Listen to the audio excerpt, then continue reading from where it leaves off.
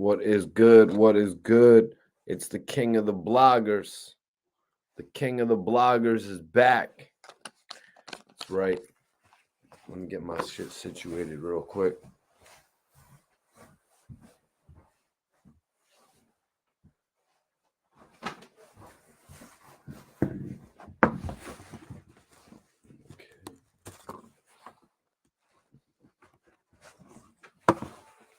Cool.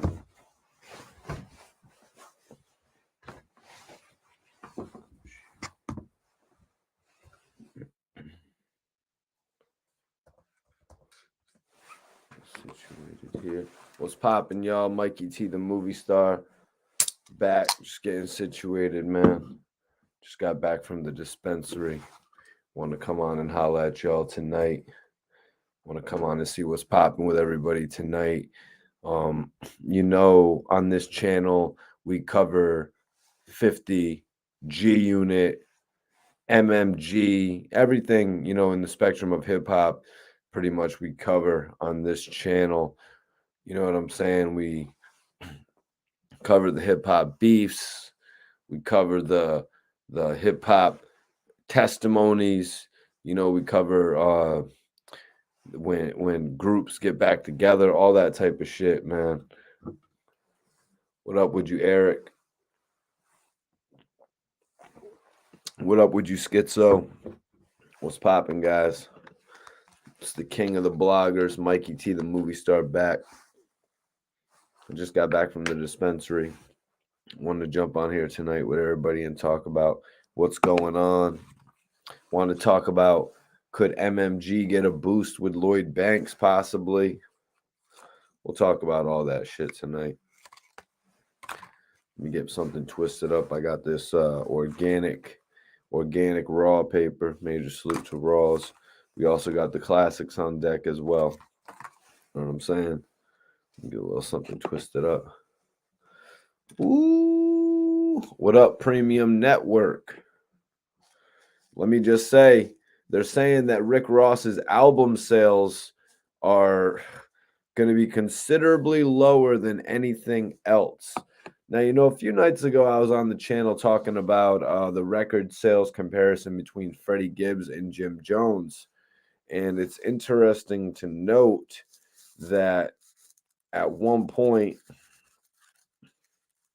it was interesting to note when we were talking about Young Jeezy, at one point, they had made a mixtape into an album.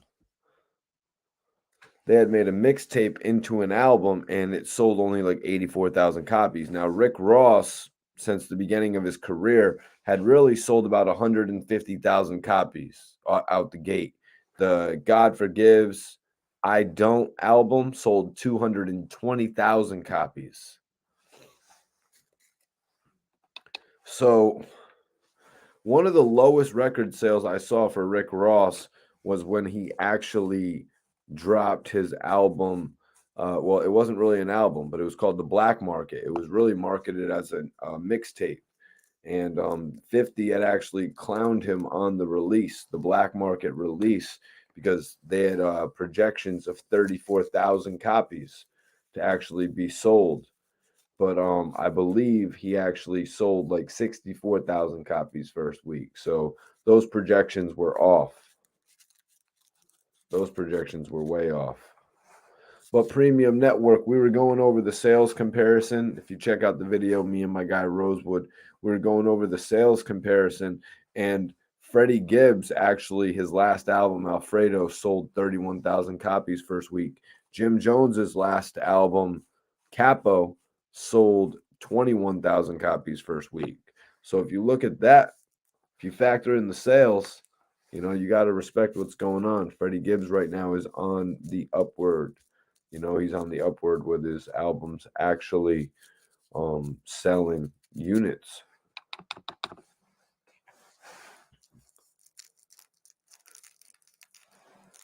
Manny Fresh, the real Fresh. What's good? On both on an independent premium.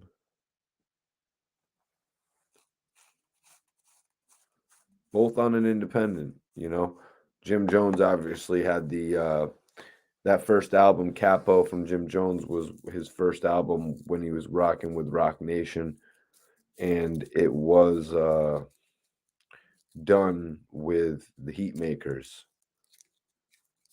Whereas Alfredo from Alfredo, the new album from Freddie Gibbs, was actually a collaboration with The Alchemist. So, just take it for what it's worth, you guys. But everything going on right now, all things considered, you could say Rick Ross not experiencing the same amount of success, so he's going to fall back on the 50 Cent issue. And that's sort of what I wanted to come on here and talk about tonight. I wanted to talk about Rick Ross falling back on the 50 Cent issue, falling back on the what's up with you, Akeem? I appreciate all the comments, man. I really do. I appreciate all the comments when you be on the shit, man. Yes. Getting this J twisted up, and we is about to be on fire.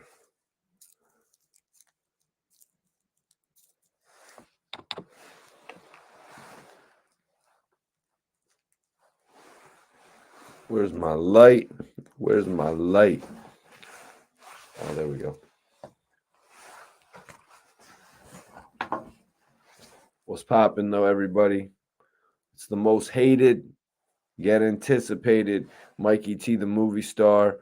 We had to come back in because Rick Ross's new album, Richer Than I've Ever Been, is out. Ross doesn't seem to be getting all the buzz that he had been getting since, let's say, no, not Mastermind, Deeper Than Rap from 2009. But the game has changed since then. The game has seriously changed since, Rick Ross really first started getting all the momentum. That's not to say his first two albums didn't have momentum either. Port of Miami, Trilla, those two albums had a lot of hype behind them. You know what I'm saying? Y'all could probably remember the video that Rick Ross did where they did the video backwards. I think they did it backwards and ode to Biggie Small.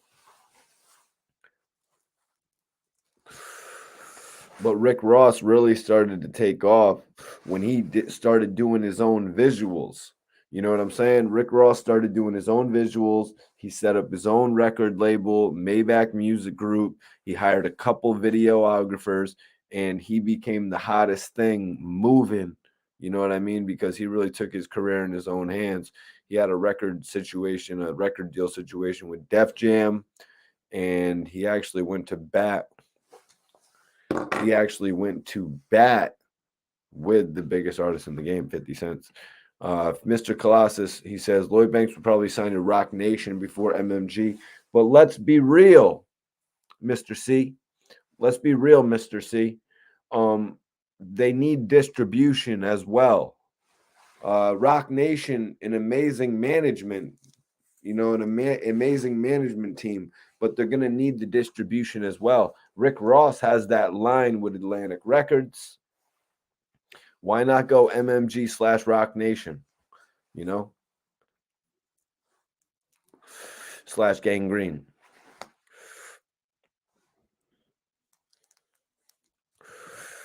Phantom, the official sales will be out for Richer Than I've Ever Been.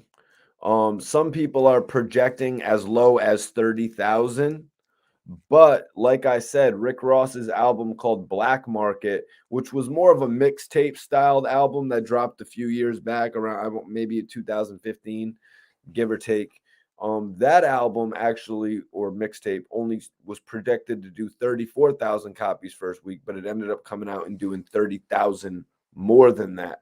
So don't really read so much into the projections, but the thing is, record sales have changed.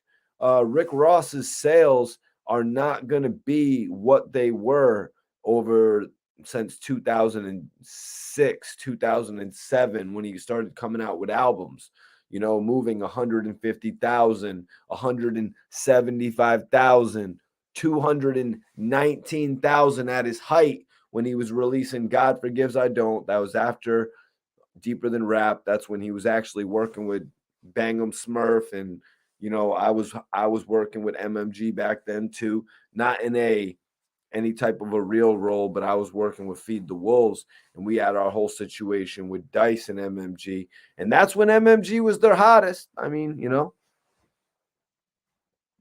yep. Rose Gold and Twiz Sup players.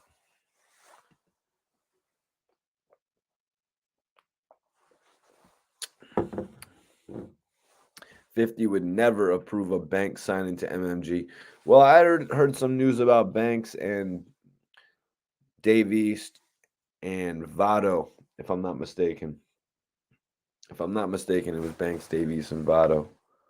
If I'm not mistaken, you guys. The Council. They were going to make a rap group called The Council or something like that. I'm not all too familiar with it. We were going to talk about it on a hip hop panel in the near future.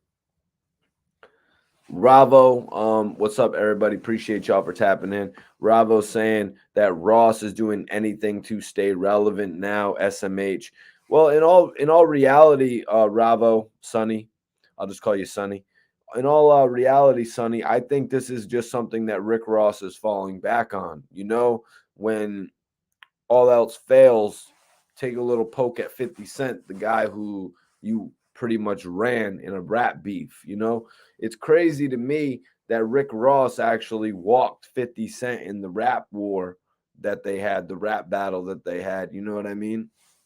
But look what it's led to. Sometimes, you know how it is. Sometimes when a bully picks on somebody and the other guy doesn't really push back so much, like 50 didn't have that many songs going at Ross. Tia Told Me and Banks had Officer Down.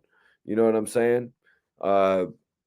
So when a bully pushes at somebody and they take it, you always go back. You know what I mean? It's like it's even like the Sopranos or the mobster movies when they go into all these places and they collect money. They do weekly collections or monthly collections and shit. When you got a situation that you could always, oh, shit ain't going well right now. All right, I'll just diss 50 Cent in a couple blogs and all the internet will be up in a spectacle about me once again. That's kind of how I'm looking at it, to be honest with you guys. Richer Than I've Ever Been, the new album from Ross. It looks like it follows a sequencing of his albums. You know what I'm saying? It looks like, but I just don't understand why it's not being treated as like some of his other albums were in the past, guys. Phantom says, honestly, I don't see how Ross can stay that relevant now. Well, how do people stay relevant? How do people stay relevant, you guys? They put out good material. In order to stay relevant, you've got to put out good material. How has 50 Cent continued to keep his name out there when his music really wasn't, turning any, you know what I mean? It really wasn't turning any wheels. Shit was at a stop. It was at a halt, his music career. He started putting out great television shows. He put out Power. He branched Power off into different series as well. He put out BMF. He's got people saying, damn. And this was after his failed movie endeavors, man. But Ross, it's the same way. What up, Big Junior? Appreciate you for tapping in. With Ross, it's the same way, but it's his music, because Ross's most artistic his most artistic creativity comes from music. His best artistic creativity comes from his music, the way that Ross puts together words. I honestly think that his songs are better than 50's songs. That's just how I feel. Does he have all the better songs? I mean, Ross doesn't really have a song that's as good as What's Up Gangsta or, yo, what up, Ace? Appreciate you for tapping in. Ace, Ross Steam was popping, man. Appreciate you for tuning in on the live tonight, man. Rick Ross came out talking a little bit crazy. Rozay came out talking a little bit crazy about the new BMF show. Ross, I did an interview with GQ. Oh, we got some good comment right here from my man Phantom. Ross did an interview with GQ, And he was like, you better not leave this part out of the interview where I totally take shots at 50 Cent, because like the war's not over. What up, what up, what up, promoters of peace, New York City. Appreciate you for tapping in. Appreciate you for tapping in tonight. Everybody go ahead and share this video. Appreciate everybody for sharing this video. Appreciate everybody for tapping in. We're going to get into it, man. We're still on the little pre-show right now. You feel me? We're still on the pre-show, so go ahead and share this video because the beef is back on. The war's back on. 50 Cent. What can I say, man? 50 Cent's been sending those people after Ross. 50's been having people go see Rick Ross. You guys know that? He's been having people go see Ross like, yo, Ross, we need you to show up for this court hearing. We need you to show up to court, Ross. So why wouldn't Rozay be a little ticked off at 50? Rick Ross blew up on that 50 Cent beef. You know, after Rick Ross dissed 50 Cent, and Yayo has famously said this, whoever disses 50 Cent gets their most publicity. Whoever disses 50 Cent gets the most publicity they've ever gotten in their whole career. This is something Yayo said. He said, you know, anybody would look at me and they'd be like, yo, man, Yayo, you could diss 50 and you'll get all this promotion. But where are you after you diss 50 Cent? You know, none of 50's other artists that he battled with had the answer to that. But Rick Ross did, you guys. Rick Ross knew after his feud with 50 Cent concluded, he was going to have a whole team. He was going to have a team of directors, a team of artists, a team of singers, people to launch the MMG websites and the YouTube channels and the merchandise.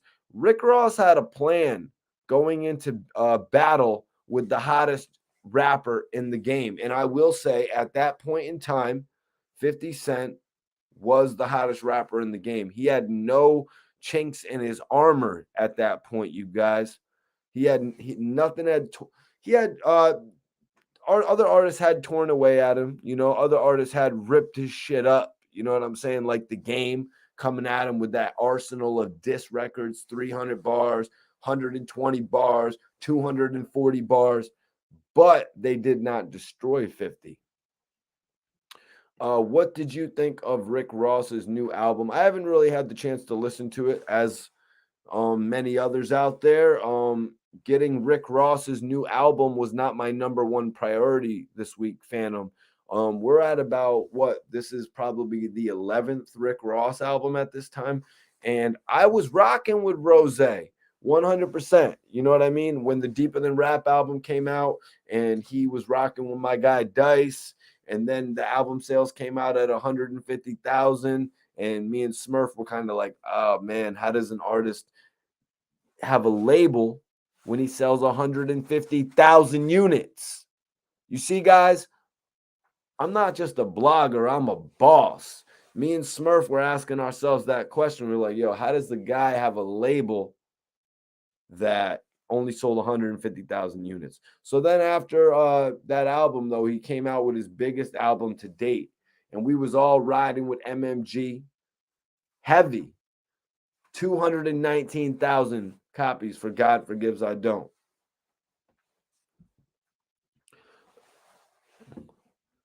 So yeah, guys, after that, though, we were kind of like, yo, what's going on with our situation with MMG?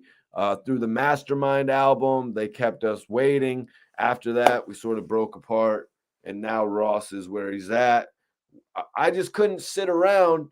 And wait any longer. You know what I mean? Dice still reps Ross heavy, but Smurf and I couldn't really sit around and wait. You know what I'm saying? Ross wasn't really throwing any apples. You know what I mean? He wasn't really throwing any incentives our way and shit like that, to be 100% with you guys. Maybe I'll have to go over this in a more bigger situation, to be 100% honest with you guys. But yeah, we repped in that MMG versus G-Unit war. And I even said that to Ross. When Ross messaged me, I was like, yo, Ross, you know, I put my career on the line. You know, I put my career on the line in this MMG versus G-Unit shit. And I came out on top, though. I won't lie, I came out on top. You know what I'm saying? I came on top of that situation because I made my career keep going.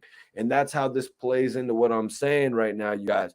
Ross had a plan after he started that beef with 50 Cent, and he really put his plan together in full motion. Now, they had a Phantom says, I think he just needs to jump in with the hottest people out right now, like Money Man. That you're right, man. You're right, man. Getting features from an artist like Money Man, you know what, man? Ross keeps his ear to the streets when it comes to, or to the music industry waves when it comes to shit like that. But honestly, man, sometimes involving yourself with an artist that doesn't have as much proven sales history will be what generates a 50,000 sale. You got to go like, you kind of got to like go above and beyond and like, hit those billboard, you got to hit that the Billboard top of the charts. And I don't think Ross really had a record that was a Billboard charting record on this album. At least, not that I remember, or not that I heard on the radio, like back when he had like Super High. And who'd he hire to come and be in the video to get some extra attention? Stacey Dash, I believe. Somebody correct me if I'm wrong. Um, not D Money. I put my career on the line by just sort of basically a lot of the G Unit guys, even 50 Cent himself, they won't really mess with me at this point. You know what I mean?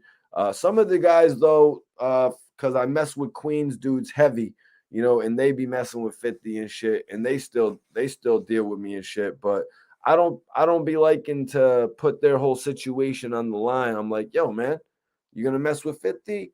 Don't go mess with G Unit and shit like that. They kind of look at Mikey T, the movie star, like he's got a stigma around him, like, oh, that was Mikey T. He did the Bangum Smurf blogs from back in the day and shit. Da da da da da.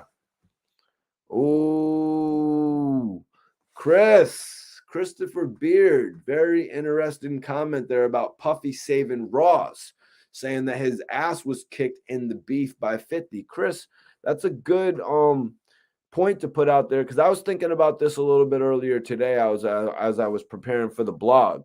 Rick Ross aligned himself with everybody that was actually had problems with 50, everybody that, or he didn't align himself at that point. He just made his relationships with these people more known, with the Fat Joes. You know what I'm saying?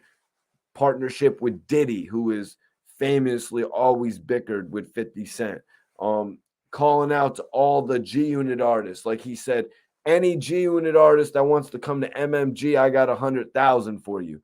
And that's when he actually got in conversation with Mass Mike Miles, Fredro Starr, and Bangum Smurf, just to lay that out a little bit for you guys. But damn, Chris, that's a very interesting comment about P. Diddy actually stepping in, because I remember at that point of Ross's career, you guys, Diddy stepped in and he actually started getting Ross a whole lot more placements.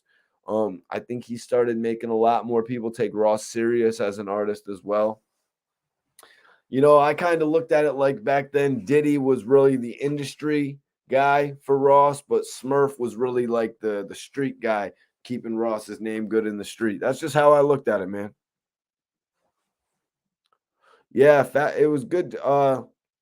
That's an interesting point, D Money, about Fat Joe and 50 Cent having the same manager. Fat Joe never had real beef with 50. Yeah, Fat Joe didn't want to have beef with 50 Cent. I remember Fat Joe would not have recorded that record called My Fofo that he released on, which album was it, you guys? Was it the Me, Myself, and I album? Or was it the Elephant in the Room album? I want to say it was Me, Myself, and I. Let me know if you know, D Money. But yeah, Fat Joe really didn't want to have that beef. But once they just started laughing at him and saying that his sales were just so bad that he should retire, Fat Joe really had no choice but to respond with that record.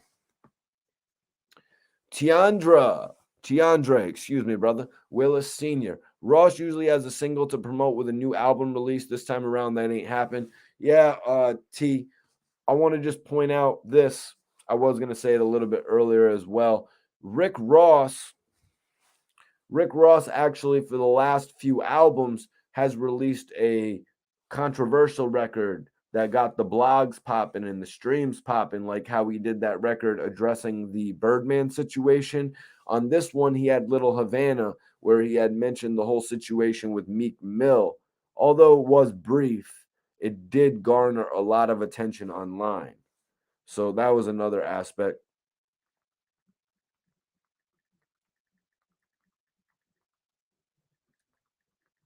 That was another thing, the Little Havana record where he addressed Meek Mill, saying that he had actually let people in the industry talk to Meek.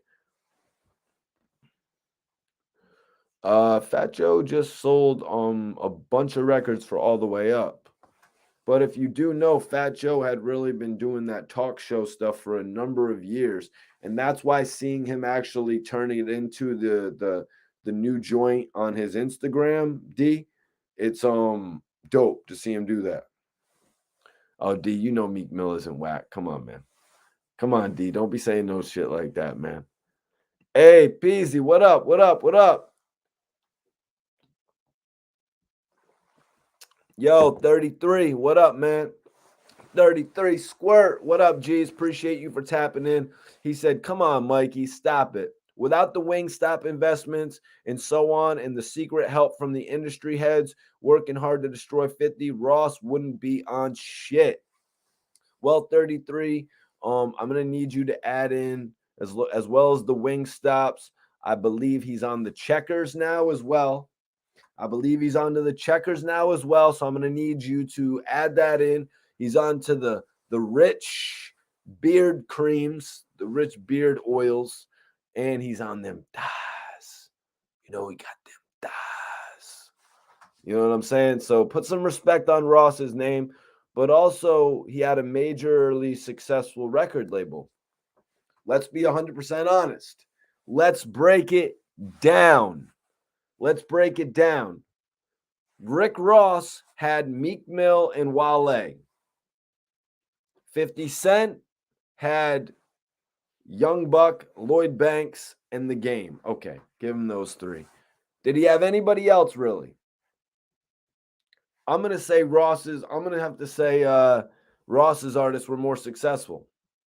Lone Wolf TV in the building. Major salute, my guy. I appreciate your continued support. He says you can't deny good music. Rick Ross. 33 Squirt said, don't get me wrong, Ross knows how to pick a beat and he's got the same heat and he's got some heat, but he wouldn't have never held up against Fifth. If you put 50 and Ross's lyrics side by side, man, I'm sorry to say, but I'm not sorry to say it.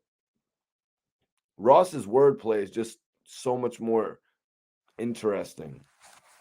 Ross's wordplay is just so much more captivating, man. Like 50 shit is good, you know what I mean? But Ross's music has really stood the test of time, man. D Money saying it. D Money saying it, man. Gunplay ain't sold no records. That's what I was alluding to a little bit earlier. D. I was alluding to the fact that Rick Ross's relationship with MMG took off under Atlantic Records. Def Jam had not bought into, Def Jam had not bought into MMG. Ross went over to Warner Brother and got a deal for MMG, but Ross did some great work because he got Gunplay a situation with Def Jam. He got Gunplay a solo deal with Def Jam. Total movie right there.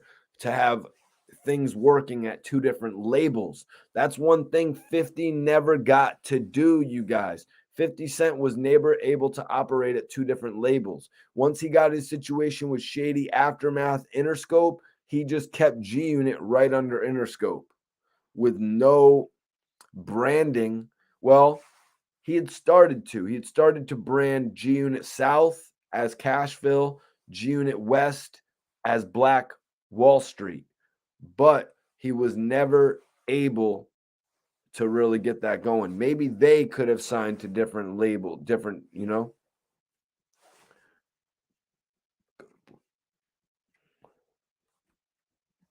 All 50s artists went platinum. What up, Ahmed? Appreciate you for tapping in.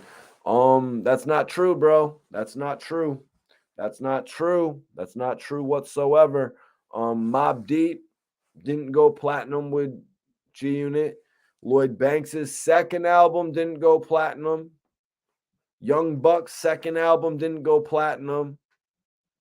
So let's just be realistic, man. Let's just be realistic. Tony Yayo took 2 years to go platinum. You know what I'm saying?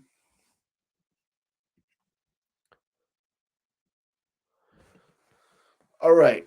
This is a good thing Chris is bringing up. He's saying The Game and Lloyd Banks' album sold more than Meek and Wale. Okay, so Chris, let's analyze that a little bit. The Game had 3 albums that sold successfully. The documentary sold over 500,000 copies first week. The Doctor's Advocate sold 350,000 copies first week. LAX, what did it sell? Somebody check it for me.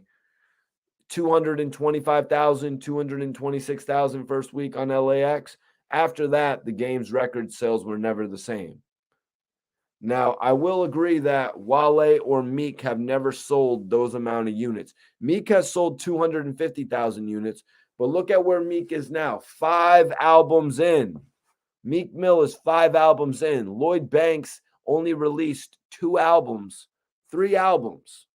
Lloyd Banks released The Hunger for More, Rotten Apple, and HFM2. And that was 400,000. Yeah, so boom. Lloyd Banks sold 400,000 as well. Major accomplishment. Second album, 150,000 copies first week. Third album, 50,000 copies first week. So there was really no longevity to 50s artists. Also, if you look at the timing, Lloyd Banks' first album, 2004. Lloyd Banks' second album, 2006. The first album was July 2004. The second album was October 2006. Just a whole shitload of time in between it. I think that's why The Game really had issues with G-Unit, man. What do y'all think, though, man? I'm being too real. Jesus Piece was a classic. High Power, appreciate that. And all The Game had to do to sell 100,000 copies first week was embarrass 40 Glock. That's all he had to do to sell 100,000 copies first week, is put out a video where he showed the world that 40 Glock never had any merit, and The Game pretty much proved that 40 Glock should have never been on any magazine covers. Hell no, I'm not anti-G-Unit. Are you crazy? Anti-G-Unit? I just sat here and recited all the G-Unit history to you, my guy. Kidding me?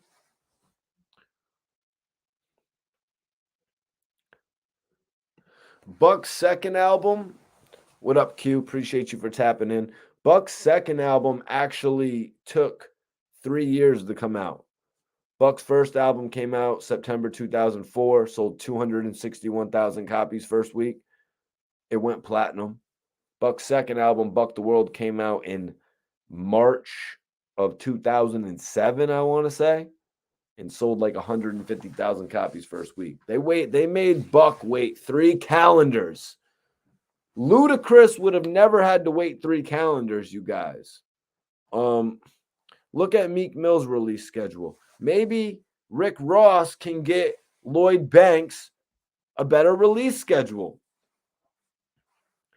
Rick Ross has no hits without features. Every day I'm hustling. He had. No, man, Ross just has good music overall. Young Buck is not Ludacris.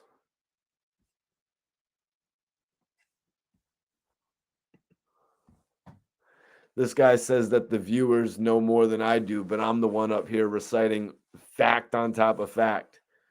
That Drake feature from Ross was cool, but I don't think it was Ross's best work. Hustlin' had T-Pain. Hustlin'. No. Hustlin' didn't have T-Pain. Wasn't that Chevy? I got my Hustlin' wasn't T-Pain, was it?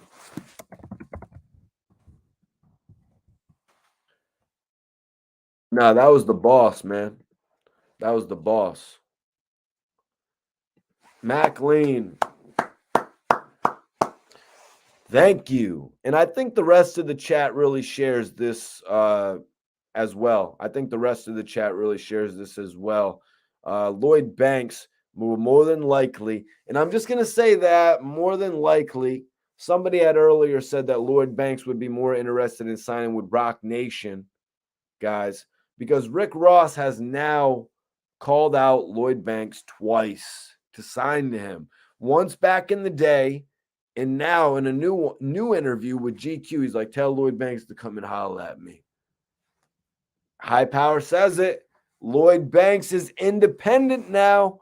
Why wouldn't he want a new bag?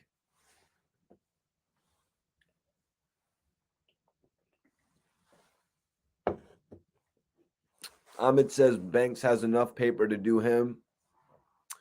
You know, man, that's like saying if they came back and offered Nick Cage $15 million to do Con Air Part 2. Ahmed, you get what I'm saying? That's like if they came back and they're like, Nick Cage, we're making Con Air Part 2 and 3. We got 2 roles for you. That's like saying Nick Cage is going to turn down that role. Like if Ross and Jay-Z came to Banks like, Lloyd, we want you to do The Hunger for More Part 3 and 4. You know what I'm saying? Like, D-Money says Banks got more paper than Ross. Nah, man, I don't agree with that, bro. Ross has his hands in a whole lot of different endeavors, man. Like, and we just mentioned the Meek Mill and the Wale albums. Like, you know, Banks never went on to have his own label, you know? Thank you, Ardis. Appreciate you. Ardis, appreciate you, man. Follow me on the gram if you're not already. I'll follow you back, man. Johan in Love says, I think Banks will stay independent. You know, man, Lloyd Banks came up with that Beamer, Benz, or Bentley joint, you know what I mean, without 50. You know what I mean? He came up with it without the G-Unit machine. So it shows you right there, Banks can just go into a studio and he can make it rock. Banks can go into a studio and he can come out with a top Billboard record. So staying independent really would be a great situation for him because of how many fans he's amassed while on a major. I mean, Anger Management tours, Rock the Mic tours, all the 50 Cent tours. Like, all those people know who Lloyd Banks is.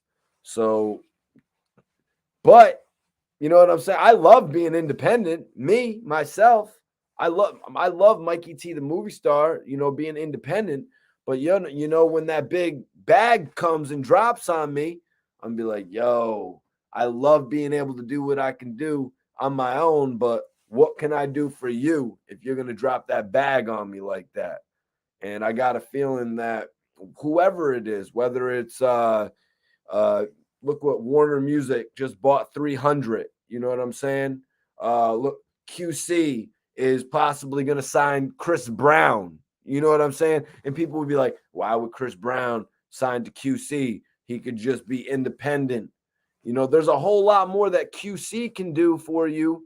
You know what I'm saying? Than just being independent. Why do you think Rick Ross went from being that guy in Miami to, you know, being with the biggest label, Def Jam?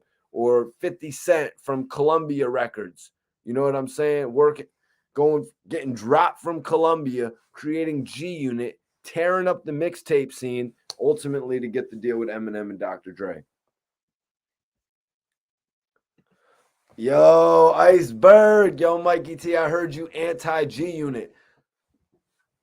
Mikey T ain't got no love for G-Unit. Mikey T ain't got no love for G-Unit. What does Mikey T just love Murder Inc? Mikey Tia, G-Unit killer. Nah, I love G-Unit, man. You kidding me? Come on, man.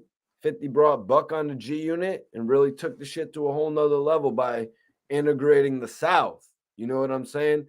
By integrating the South, he took that whole mixtape New York momentum that he had and just turned it up. And look what they did.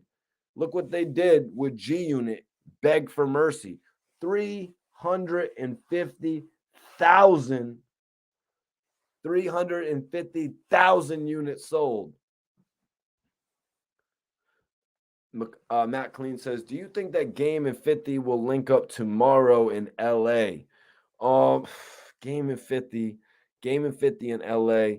You know, every time 50 be going out to LA, Game shows love. Like 50 was out there doing a party for Power or maybe just something to promote one of his champagnes or his liquor. The Game showed up and sent over bottles or just showed up to show him that he was showing some love and respect. They are definitely cordial, man, but 50 just doesn't seem to have much interest in rekindling that relationship. Like Chris is saying here, Game and 50 should do an album like Kanye and Jay-Z. If Game and 50 had stuck together, the Terminate on Sight album, the follow-up to Beg for Mercy, probably would have been absolutely crazy and absolutely classic, you know?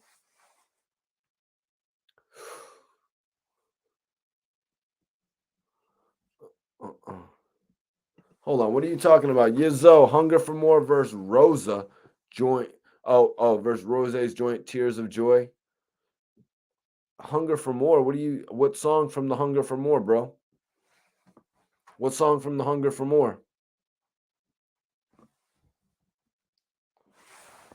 Rick Ross, Tears of Joy. Was that with CeeLo?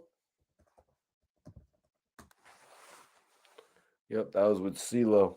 And that was on Teflon Don. Yeah, we was still rocking with Ross when he did Teflon Don, actually. Yeah, man. But what joint off of Hunger for More, man?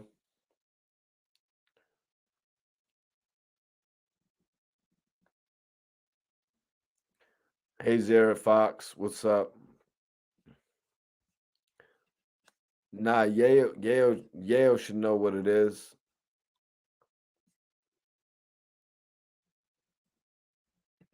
Nah, I know you, beloved. You rated all the albums fairly and honestly, definitely not anti anything. Yeah, sometimes people be thinking, you know, because me and 50 got into a public argument one time out here in Connecticut. Y'all don't know about that?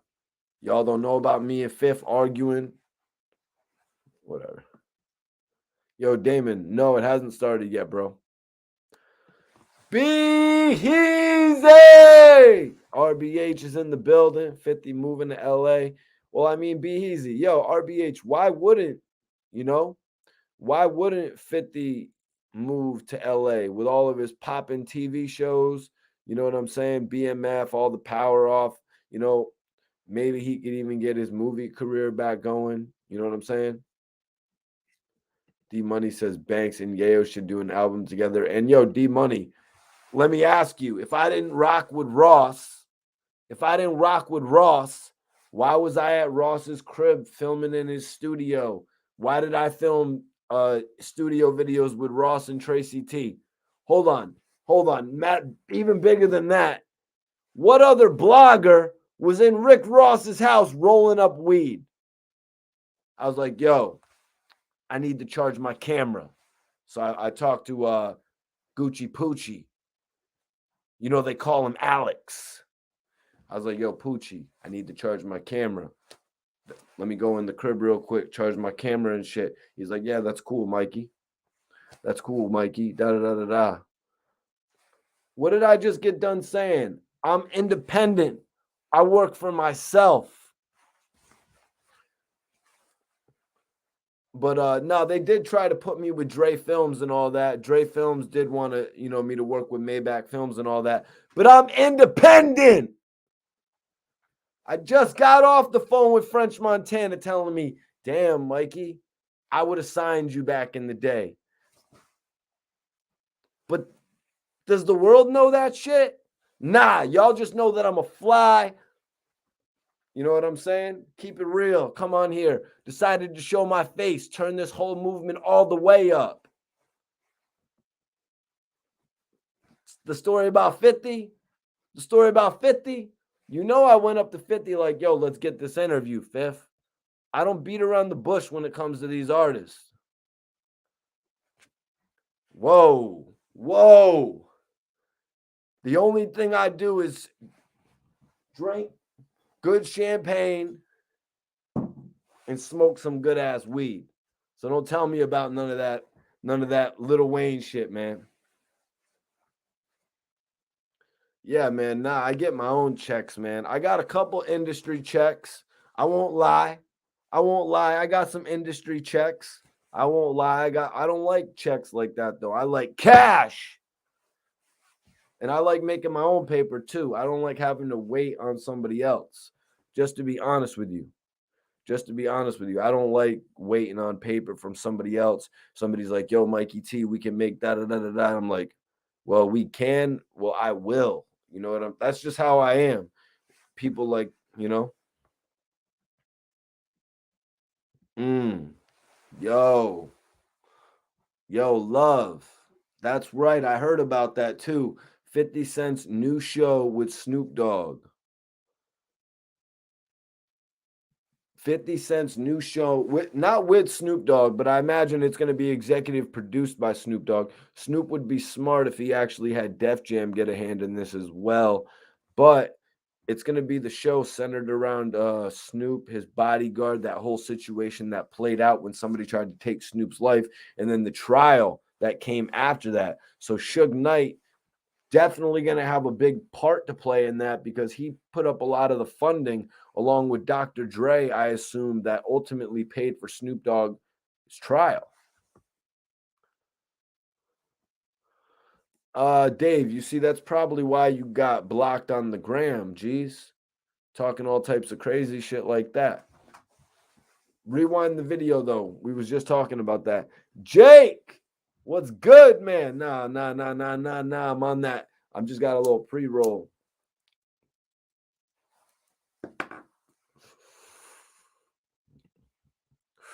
Steven here with an interesting comment. He says, Rick Ross had his time. It was a little bit longer than expected, but this time around, he's not about to get a boost on your career. This time around, he's not about to get a boost on his career from 50 Cent. Steve, you might be right. They have a saying with that. It's you can't go, the well has gone dry. Ross has gone back to the well once too many times on this whole 50 Cent thing. And this time, it lacks merit this time because Rick Ross is actually taking shots at BMF, talking about, oh, dude only made $250,000 off a season of BMF. Okay, so he was shooting a season for probably 3 months, maybe less, and he made $250,000. Not many people out there make $250,000 in a season. Like, how you gonna diss somebody for making $250,000 in a season? No pun intended. I'm talking about a season, 3 months, not even just a season of the show. Plus, it's all about negotiation. Like, do you realize like how popular that show is gonna become? Like when it's all said and done. Leo King, what's popping with you, General? Thanks for tuning in tonight, man. Somebody just said, I don't know if you was in here, but he just said that Ross ain't gonna get nowhere. Ross ain't gonna get nowhere off of dissing 50 this go around. Well, he definitely did it a little bit too late. He definitely did it a little bit too late, unless they're gonna go the route of adding tracks, like maybe because you guys know how they can add tracks now and all that. Like maybe if he added in a 50 Cent diss song to get the buys up or something like that. But you would have thought Ross would have started doing this whole thing a while back, to really just get the amp the momentum up a little bit more. Q478.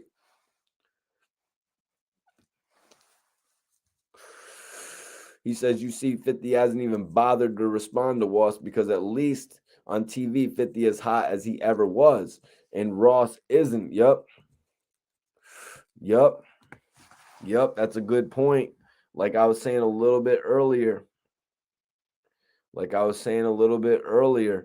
50 Cent, it's all about how the good music you're making. And right now, 50 Cent, like you're saying, Q, is as hot as he's ever been. 50 is legitimately just as hot as, you can't say just as hot as Get Rich or Die Trying, because Get Rich or Die Trying, people were taking down their wallpaper and hanging up 50 Cent posters. But 50 is making the best material of his career right now, you guys, with BMF. Some of the power stuff, I'm not all that into it. I checked into it a little bit. Some of the dialogue's a little sketchy for me, but the BMF dialogue is brilliant. Well, McLean, my brother Ryan B, RBH, he loves all of the new 50 Cent songs that are actually featured on the shows, like the new joint. What's it called? The joint with Moneybagg Yo. David Pearson. I will unblock you, David. Just try not to say anything ignorant online, man. I take some of that stuff kind of offensively. Love says 50 gonna make mad money on the BMF series. Yeah, I see it going. It's obviously gonna go another 2 to 3 easy. It's easy gonna go another 2 to 3 seasons. G Money. G Money's hilarious. G Money says Ross is playing checkers this time, not chess. Ahmed says 50 can still make a hit. Yo, Ahmed, I just want to point out 50 has said that record, and it's called Wish Me Luck, is an old record. Wish Me Luck is an old record, Ahmed, recorded around the days of Get Rich or Die Trying, I do believe 50 Cent said. Yo, David Person, Smart Connections, North Carolina. Damn, $5 super chat. That dude's the man right there.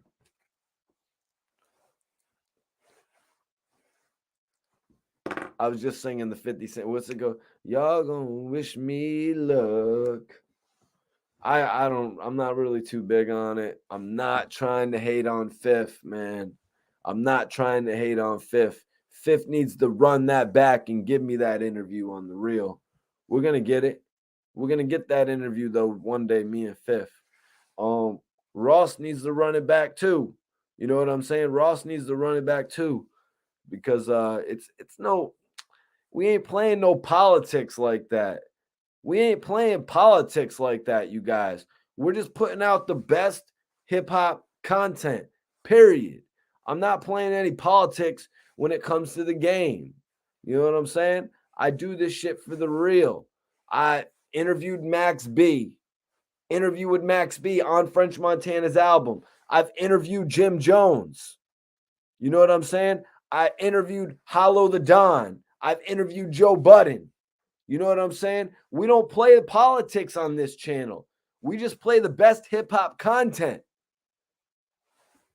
Man, and I respect everybody, especially you, David Person, for sending in that $4.99 super chat. Shit means a lot to me, bro. And let me unblock you on the gram. Let me unblock you on the gram just because I feel like I was wrong for that now, man. Sometimes I be doing a little too much.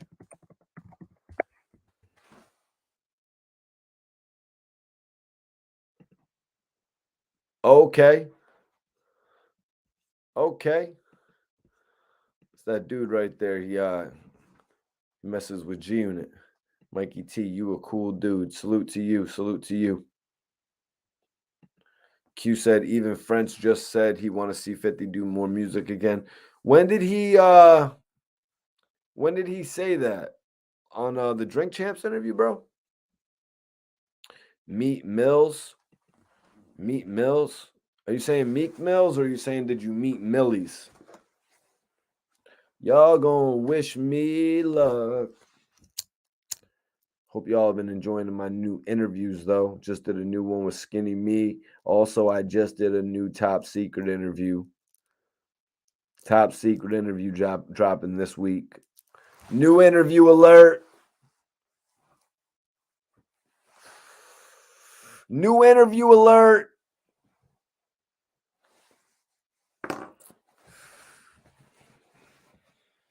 New interview alert coming.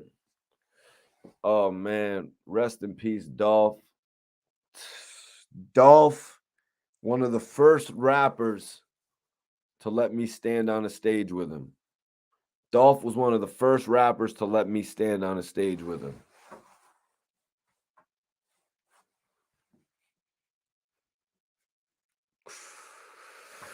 I got mad respect. I got mad respect for young Dolph for talking in my camera, giving me an interview. You know what I'm saying? There was a couple different instances where I actually met Dolph and where I was actually able to see him perform. You know what I'm saying? So the whole shit that happened with young Dolph is very unfortunate because I had actually, as a fan, felt myself watching Dolph. You know what I'm saying? I was watching Dolph as a fan, his Instagram and all that shit. And I was like, yo, how's Dolph going to be when he's like, 60, 70 years old and shit like that?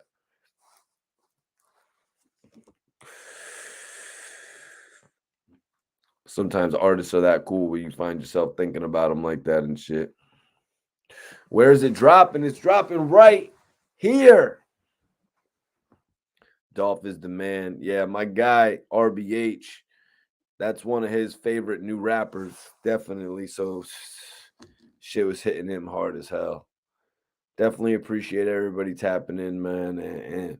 And thanks for asking about Dolph too, man, because young Dolph's name needs to be kept alive in this industry, and I'm glad that Key Glock is gonna be around to hold his memory. I saw what Key Glock did at the recent Rolling Loud. I watched the video, and that was a question that I was asking myself over the last 2 weeks, I guess. I was like, will Key Glock, let me bring my guy Bonds in. Bonds, I was just saying, we were talking about Dolph. Welcome to the show. This is Bond Simmons. Y'all know Bond Simmons. He's from Southside Jamaica, Queens. He was repping with Only the Family, OTF with Shay Davis and Q Life. But Bonds is a member of the channel. I've been rocking with Bonds for over about a year and some change, Bonds. Yeah, definitely. At least. Yeah, man. This whole Dolph situation kind of messed me up, because he's so many people's favorite new rapper, Bonds. Yeah. Rest in peace, Dolph, man. Flipper. Rest in peace, Flipper. Yeah. This MC was good. Salute. Yo King, salute, man. Peace and love to the bros, man. Salute. Kings out there, man. Thanks for Thank the you, love. warm welcome, man. See the fresh cut, Mikey T. Thanks, man. We ain't gonna talk about that though? Or what? Oh yeah, I went That's off limits. What's up? That's off limits. We ain't gonna talk about the cut. Well, the show's you're a little bit late, man. You're a little bit late. Oh. They already got.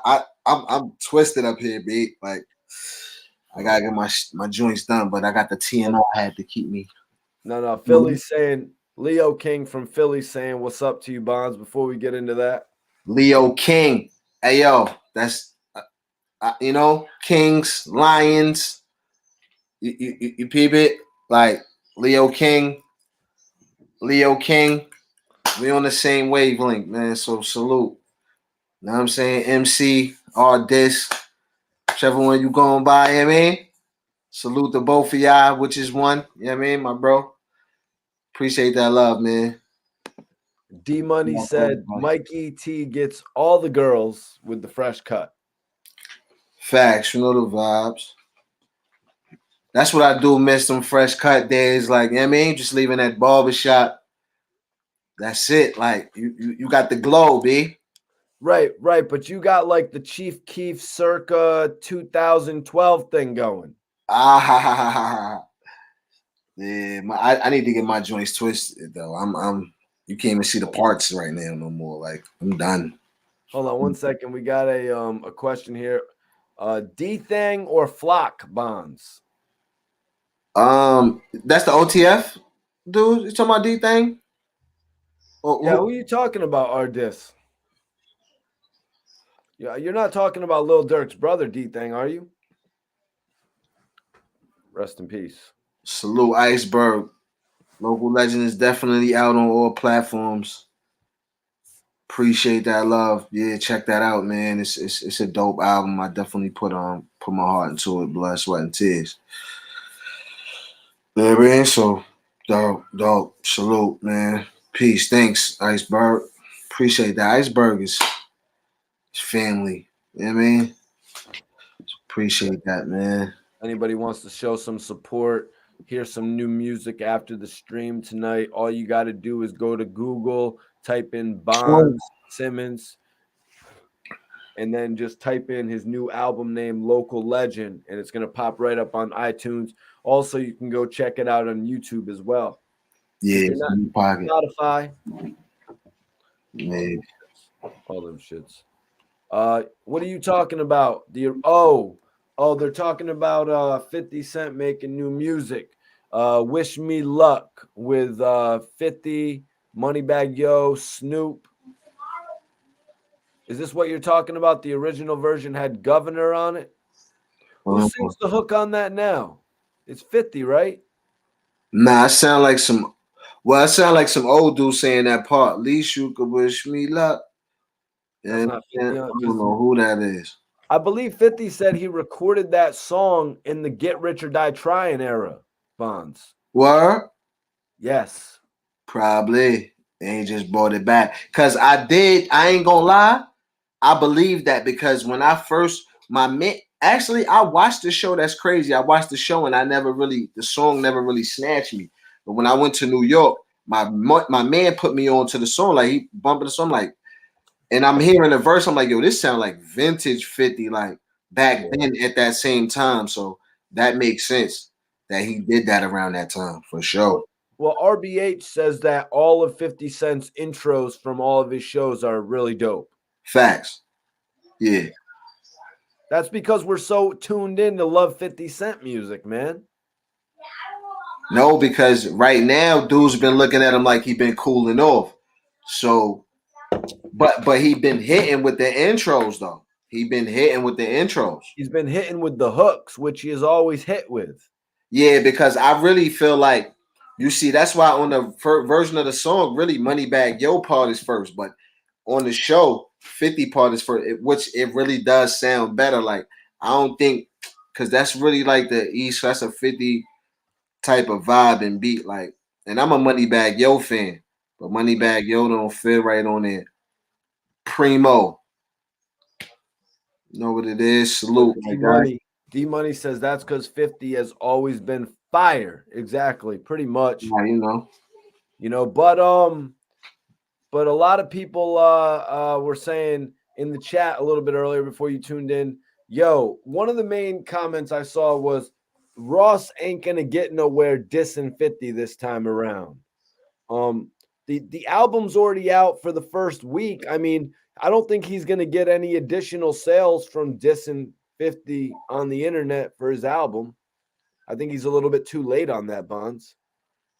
No, see, but dudes be about streams and all that. Like, so if his name is in the internet more, like it's gonna get him more streams. Like, boom. Right now, that's why everybody and their mother going platinum because dudes ain't really got to go out and buy it. Like, you getting 1 million streams, like nothing. So it ain't really like dudes like 1 million people went to the store and bought your album. Like, you know what I'm saying? Right. His name is circulating right now. So now 9 times out of 10, you're looking up an article about someone.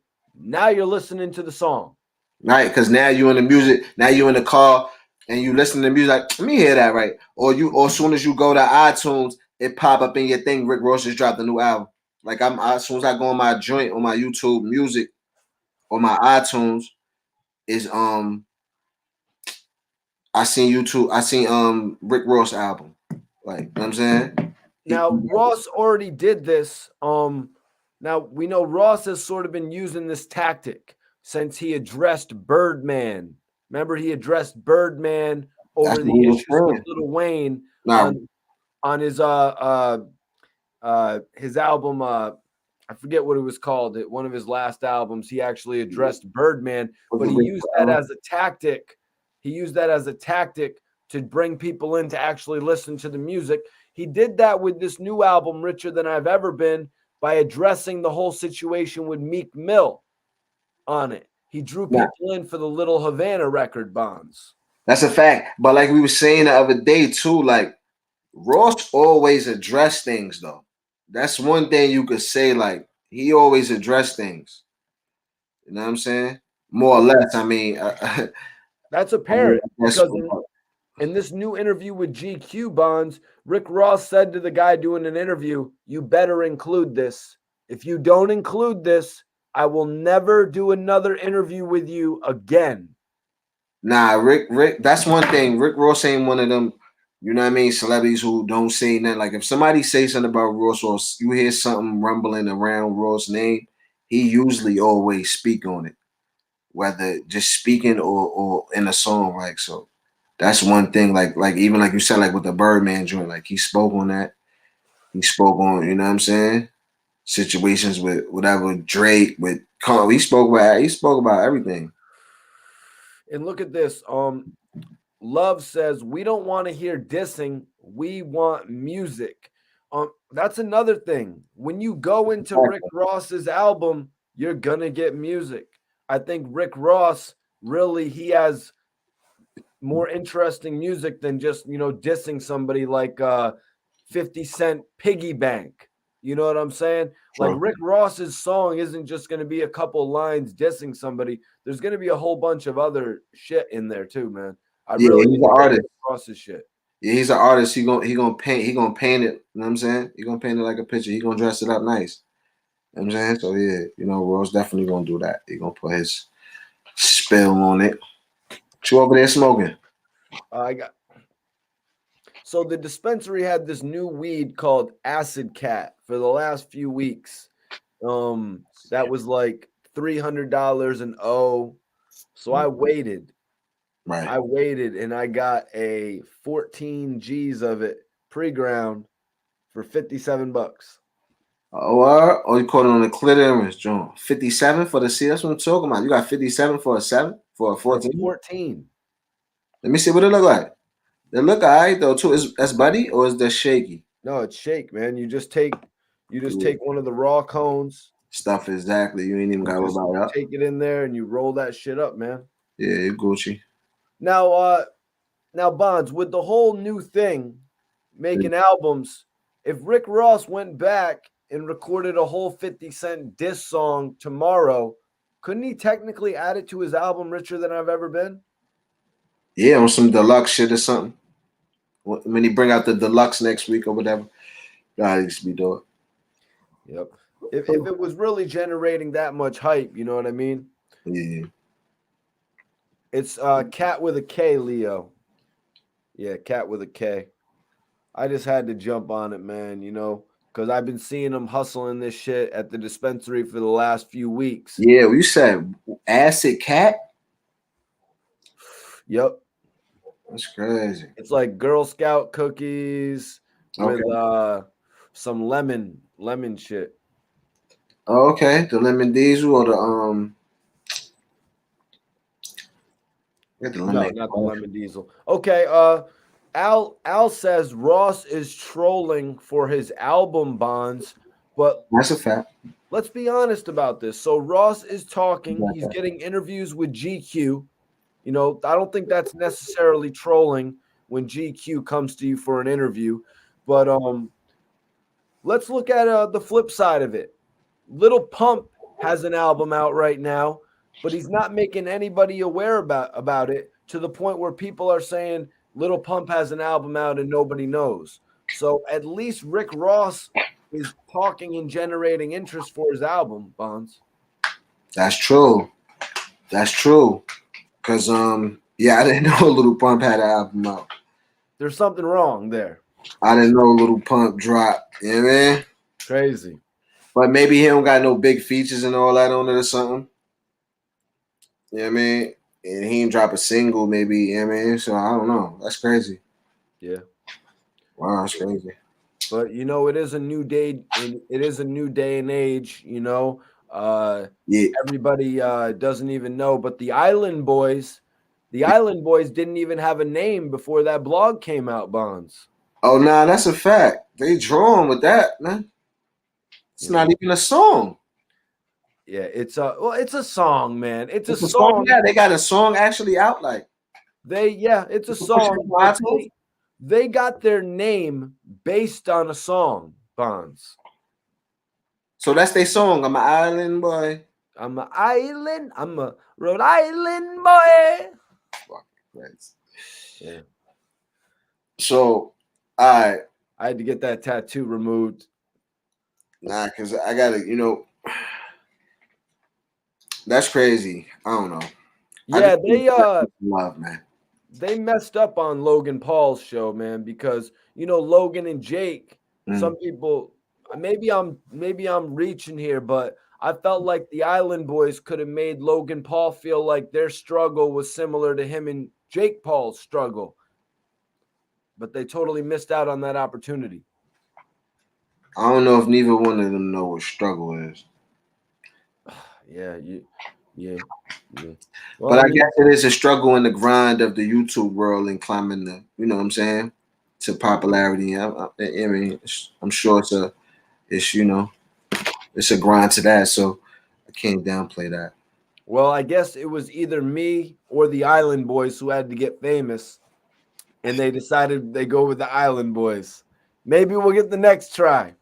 So they a group called the Island Boys, and that's a real song. Well, they are two brothers who were blogging together and getting clowned. They were getting clowned all over their YouTube channel. They had broken apart, but then they came back together, and they're like, we really got to give this an opportunity, and they started doing some music together. Nah, it's a song. Yeah, it's a song. It's a song. Island Boy featuring Kodiak. That's their one of the brothers is Kodiak Red, and the other one is Fly Soldier. Yeah. Salute, man. Yeah, they did it, man. I gotta hear this song though. I'm waiting to get off this. I seen a little skit, like, I mean, on TikTok or whatever. I didn't know they had a real song. All right, Joe, go listen to the song and come back in. All right, Bonds is gonna listen to Island Boys right now, and just so y'all know, if you saw my video on Instagram where I had the Rhode Island boy on there, I did not sign with the Island Boys, you guys. Just so you guys know, just so everybody watching knows, I did not sign with the Island Boys. Although I do think I know who's managing them. Probably not their direct manager. Okay, let me see. Tyson Garcia, what up, man? He said Ross can rap, and he's a ghostwriter. 50 can't freestyle for one. Maybe split mixtape bars, but bar-wise, he is trash. And Steve Drive said that Ross is not a better rapper. LOL. I never seen a video of him freestyling for real. Come on, dude. A video of him freestyling? Go listen to some of the tracks, the freestyles he's put together, like with no hooks. He's got some shit. And no, Bonds has not replaced Bang'em Smurf. Bonds has nothing to do with Bang'em Smurf. I'm not even sure. I think they might know each other, though. Not too sure about that. I think that's a conversation for another day, though. Johan Love says, yeah, I saw that. You be wildin'. What are you talking about? Oh, you saw that, Love? YL, you saw that? Bonds. Island Boys signing to MMG. Oh, that's good. I forgot about that.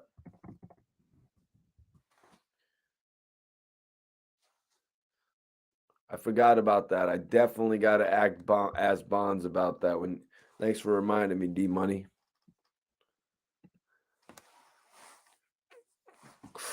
Is that my old boy Dave?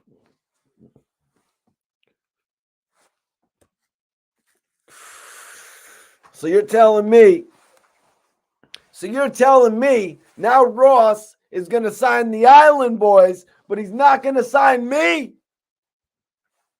But what about that time I told Rick Ross's big ass bodyguard, I was like, yo, man, one day I'm going to be on that list of people that you take care of. And he was like, damn, I'm going to have to take care of this dude now. Damn it, I already got to take care of Meek Mill and Wale. Now I'm going to have to take care of this crazy ass white boy named Mikey T. Damn it. I could see the look in Rick Ross's bodyguard's eyes when I told him that shit.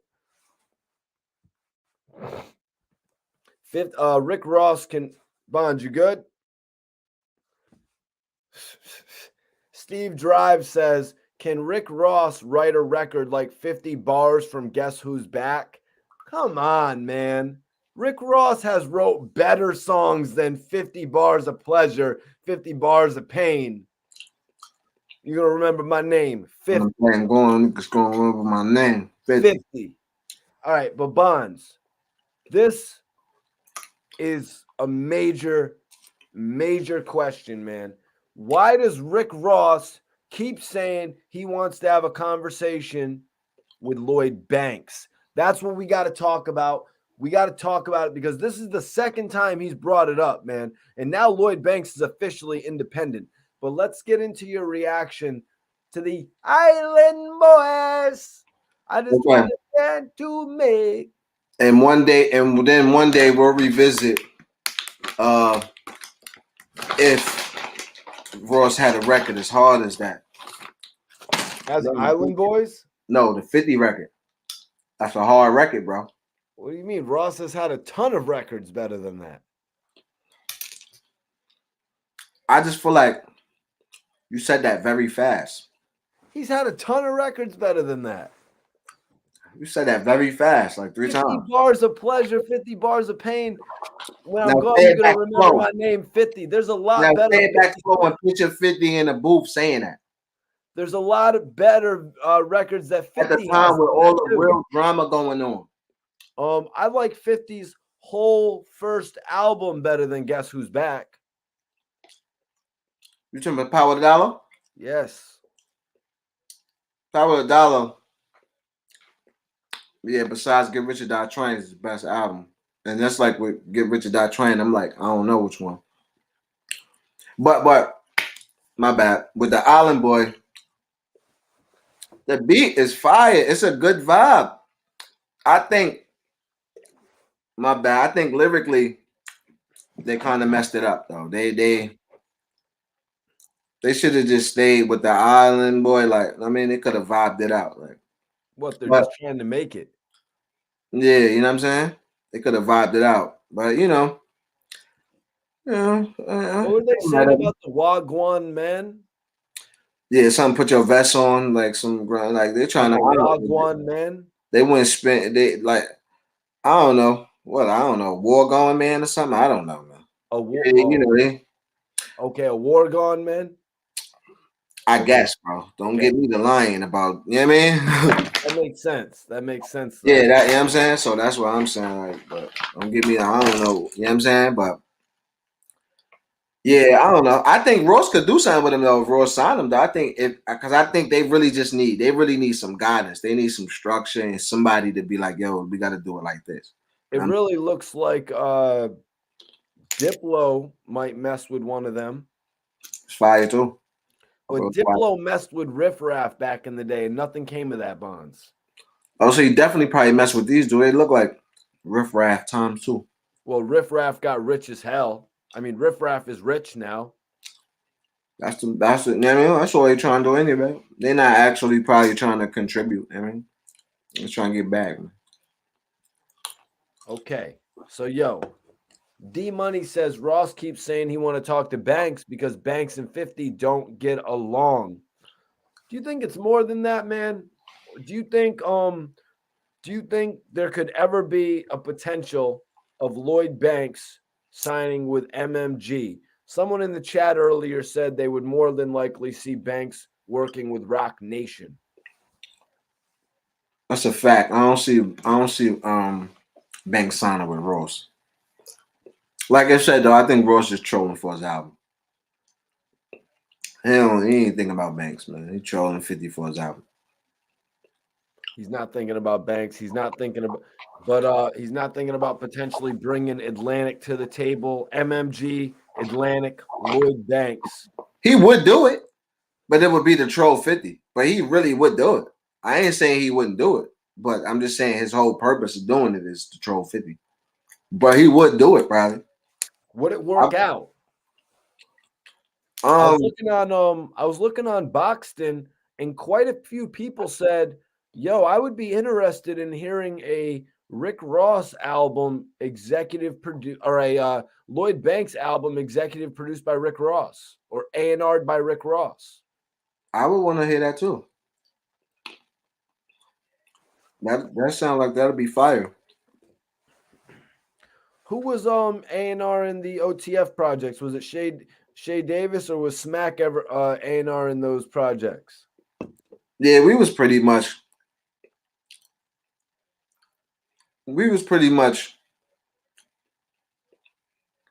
doing our own thing. We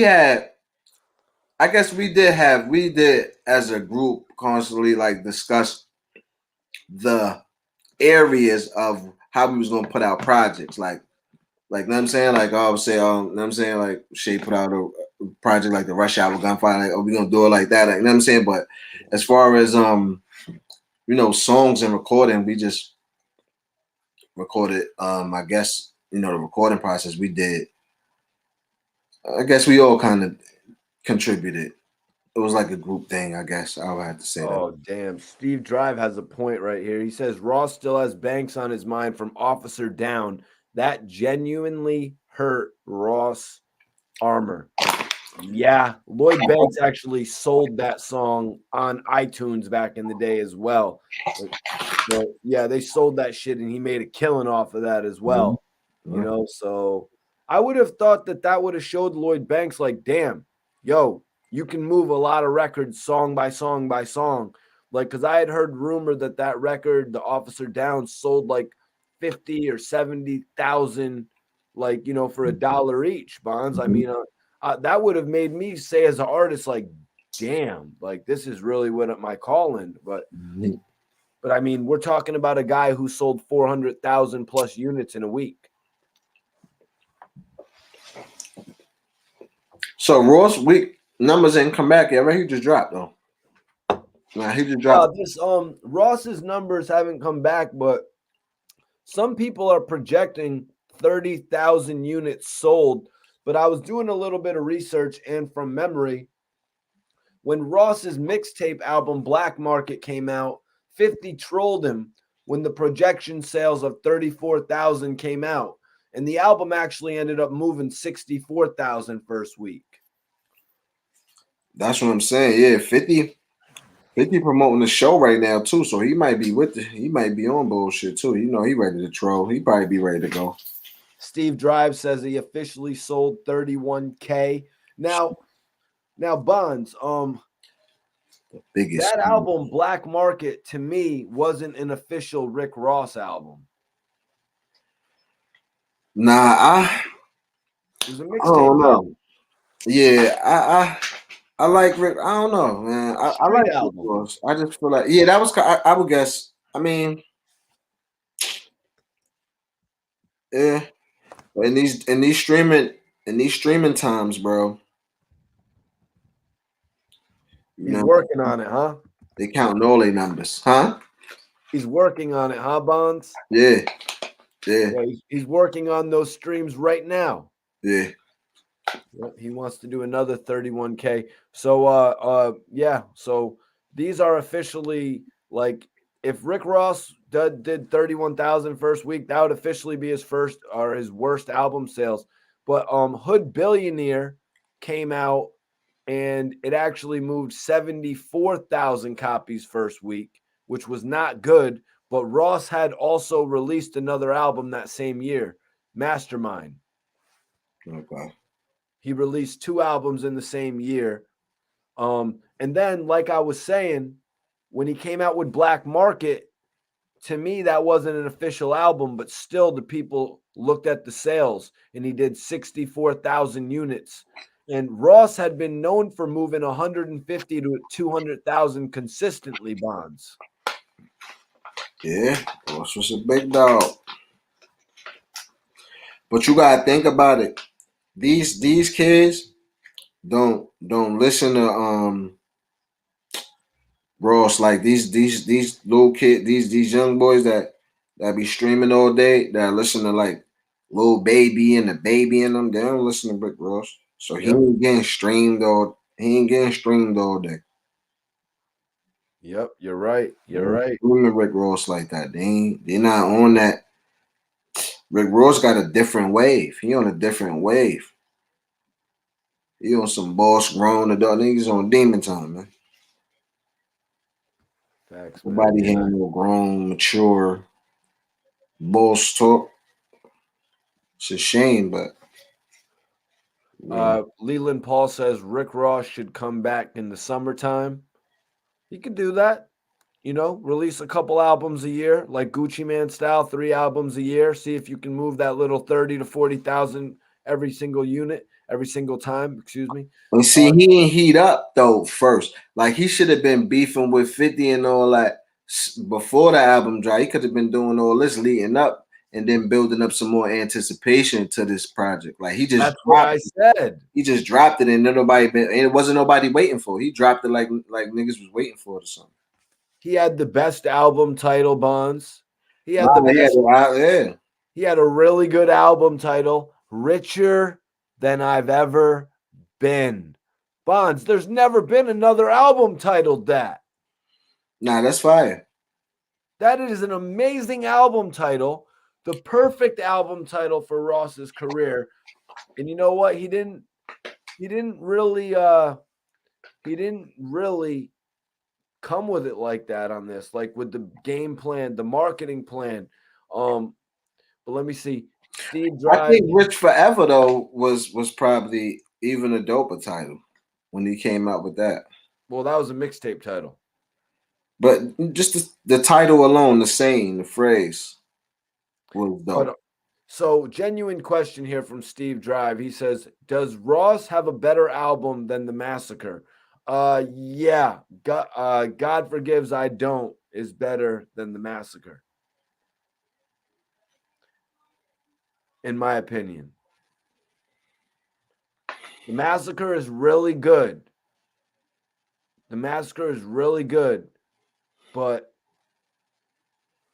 The Massacre just wasn't as good as. What's up? No, but I'm not. Nice. Where do you rank The Massacre album? Copywritten music. Where do you rank The Massacre for 50? Third best album? Yeah. Yeah. You rank it better than Guess Who's Back, huh?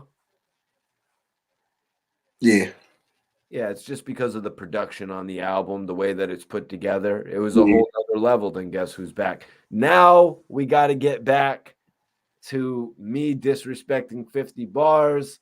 All right, so we're going to have to pull up the lyrics here. I mean, we really should do it for a whole nother episode, but we'll bring up the lyrics here. I'm just saying there's other songs like The Good Die Young. You know what I'm saying? Slow Dough. You know, a lot of the songs from 50's Power to the Dollar that I feel are better than 50 bars. Nah, that's a fact. Power to the Dollar is definitely better. Hold on. Maybe I should give these lyrics to Bonds to read. Low key. But he and OG remind me of Chaz and Bump real low key. Sounded like he didn't know nothing about drama. For this money shit, many men do trauma. Switchy walked in this Switchy walked in, son. This bitch had the baddest ass. The bulletproof glass was rolled up on the S class. Heard in DC kept mad blocks in order. Picture this. Getting it like Rich Porter. Sonny came in for half a pit. He got knocked. He on lock, still controlling his spot. Maybe I was wrong, man, to disrespect 50's song where he's going in on all the history like this. So I was telling you, bro, like I'm in the blue TS, stunting like he Nicky Barnes. He broke, but he talked like a Don. Holmes hopping out the Jag, that's Max, Haitian cat. Remind him of Haitian Jack. I peep his style, son. I know his stilo. He on the D-Lo. His smiles, mumbling, fuck you in Creole. His styles, mumbling, fuck you in Creole. Heard war stories about how he maneuver with the Ruger. Hold the iron horizontally and send shots right through you. Yeah, 50's got some shit. I loved 50's shit before he went mainstream, man. But yeah, I would always wonder, like I would always say, we would always wonder how would 50 Cent go mainstream? You know, what was he going to do? What was he going to do to make himself go mainstream? I guess the answer to that was Candy Shop. take you to the candy shop.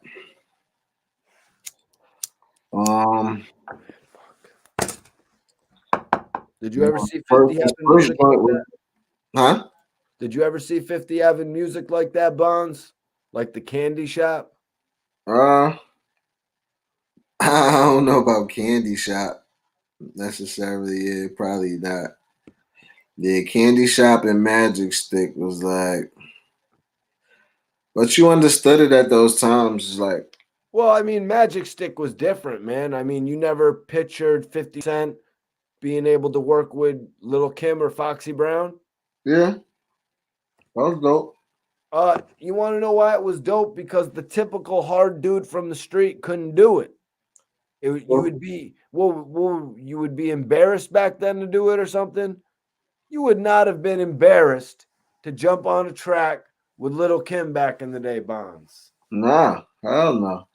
Not come on. That's see things like that is what you try to do on your path to solidify yourself as the king of New York. Remember, you got a following in those Grace footsteps and Biggie footsteps and stuff like that. Biggie did it with Kim. So, you doing a song with Kim, that's like a monumental joint. Like, yeah, man. But the real question, Bonds, when you did the song with Little Kim, would you have thought it wasn't cool to go up on her and dance like 50 did like this? You know what I'm saying? Would you have done it like 50 and you would have obviously done something like that, right? Yeah, basically. You obviously would have. Definitely.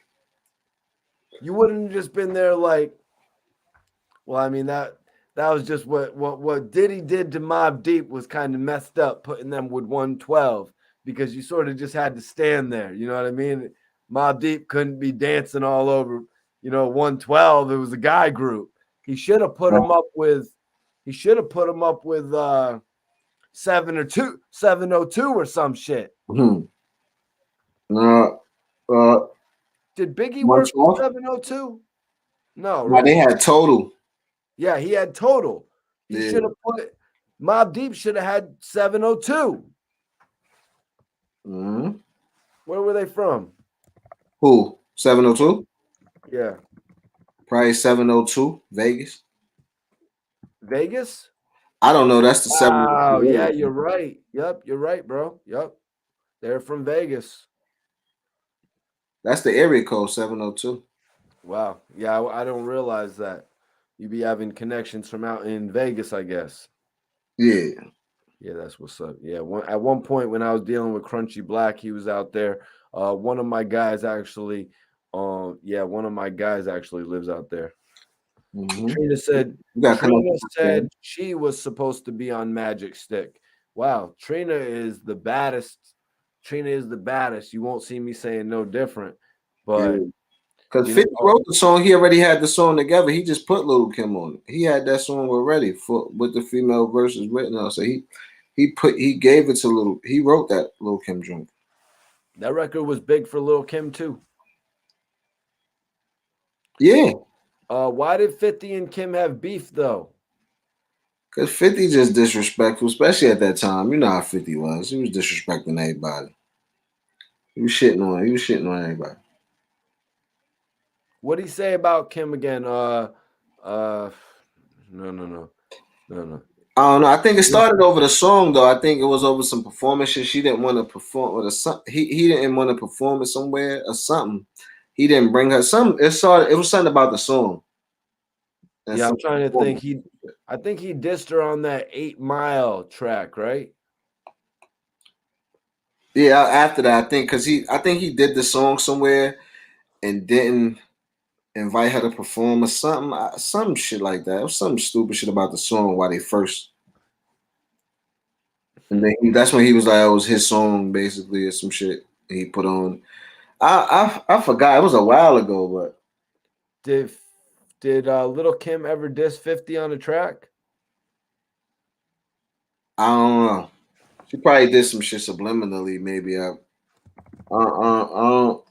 don't recall her saying his name. But Kim is thorough though. Kim is a real chick. Kim a Brooklyn chick for real, like. I mean, you know, Fifth is a real nigga too, but yeah, I knew a couple people. Yeah. I mean, so I know a couple people used to be around Lil Kim too. Yeah, a couple people I knew were actually working with Little Kim and shit. Yeah, she fuck with a lot of real dudes, man. Yeah, man. So is that the? It was not Mr. Cheeks and Little Kim dissing 50 Cent, right, Steve? I don't think Cheeks ever dissed 50. You don't think Cheeks ever dissed 50? I don't think so. I don't remember that. Oh They wow! from the same plot. They from the same place. Wow, man. Oh, matter of fact, damn, I remember. Damn, 50 did this. Them Lunatics is Lost Boys. Cheek shit is whack now. Right, 50 did say that. I don't know if Cheeks ever responded to that. That's crazy. I know Cheeks though, little son, personally. I can say that. Fuck, I know him. Yeah. Mr. Cheeks smokes the most weed, doesn't he, Bonds? Yeah, he smoke a lot of bud. Cheeks smoke a lot of bud. He smokes way more bud than you. Nah, I wouldn't say that. No? Nah, I wouldn't say that. When I was with Cheeks, we were smoking so much the whole room was smoked out. Yeah, I mean he might do these days. I ain't, you know, I ain't that crazy. Well, I mean that was like back in like 2012. He was in he'd be working with the Marleys and shit. That's a fact. Yep. What's his connection to the Marleys? You know? Yeah, well, see, because related or something. Some people from my some of my dudes like that's how I know Cheeks. Some of my dudes, my Lord's Boy dudes from my hood that I got real tight relationships with. You know what I'm saying? That fuck with Cheeks. I actually did shit with Cheeks and all that, but like I could say like, you know, he's like dudes that I mess with is like really tight with him. Like, you know what I'm saying? So and they like I've been to the studio with the Marley dudes and all that. Like my man Struck Val and them was messing with was signed to them Marleys too, actually, through the Cheeks situation. I don't know how Cheeks plugged them with him or whatever. But I don't know how that situation came about, how that relationship came about. You know what I'm saying? I don't know how they met and all that, bro. but they definitely fuck with each other, and it's it's genuine love. Chicas get around, so he probably met one of them dudes. They real dudes. So they real Yeah, brothers. man. So Mr. Cheeks had Damian Marley coming into the room like, what's up, Mikey T? yeah, he signed with the other brother. I forgot. Kamani? Nah, it wasn't Damien. It was the other brother that Kamani? There's Kamani. another there's another brother named Kamani that my homie used to work with, I and she think was I think it is him. Kamani. That's the one that played in the Shotters movie, right? I'm not let me see.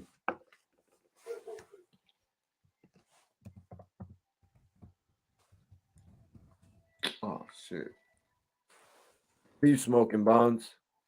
Yeah, that was Kamani Marley. He was in Shadas, yep, Lotto. as Biggs. That's in peace, Flipper. You fucking with the Lotto.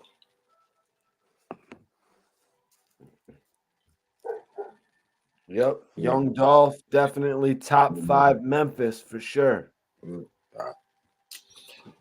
Fuck this a whole Young 100. Dolph definitely left his impression on the game. We're gonna remember him forever. Top 5 Memphis for sure, Bonds. Street niggas and tuxedos meet a mob.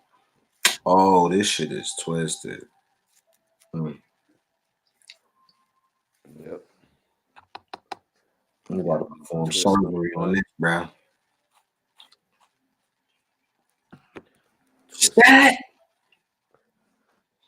But yo, what do you make of Bonds? Hmm? What do you make of Rick Ross taking shots at BMF though, man? Talking about I wanted to watch the first season to show respect to Big Meech.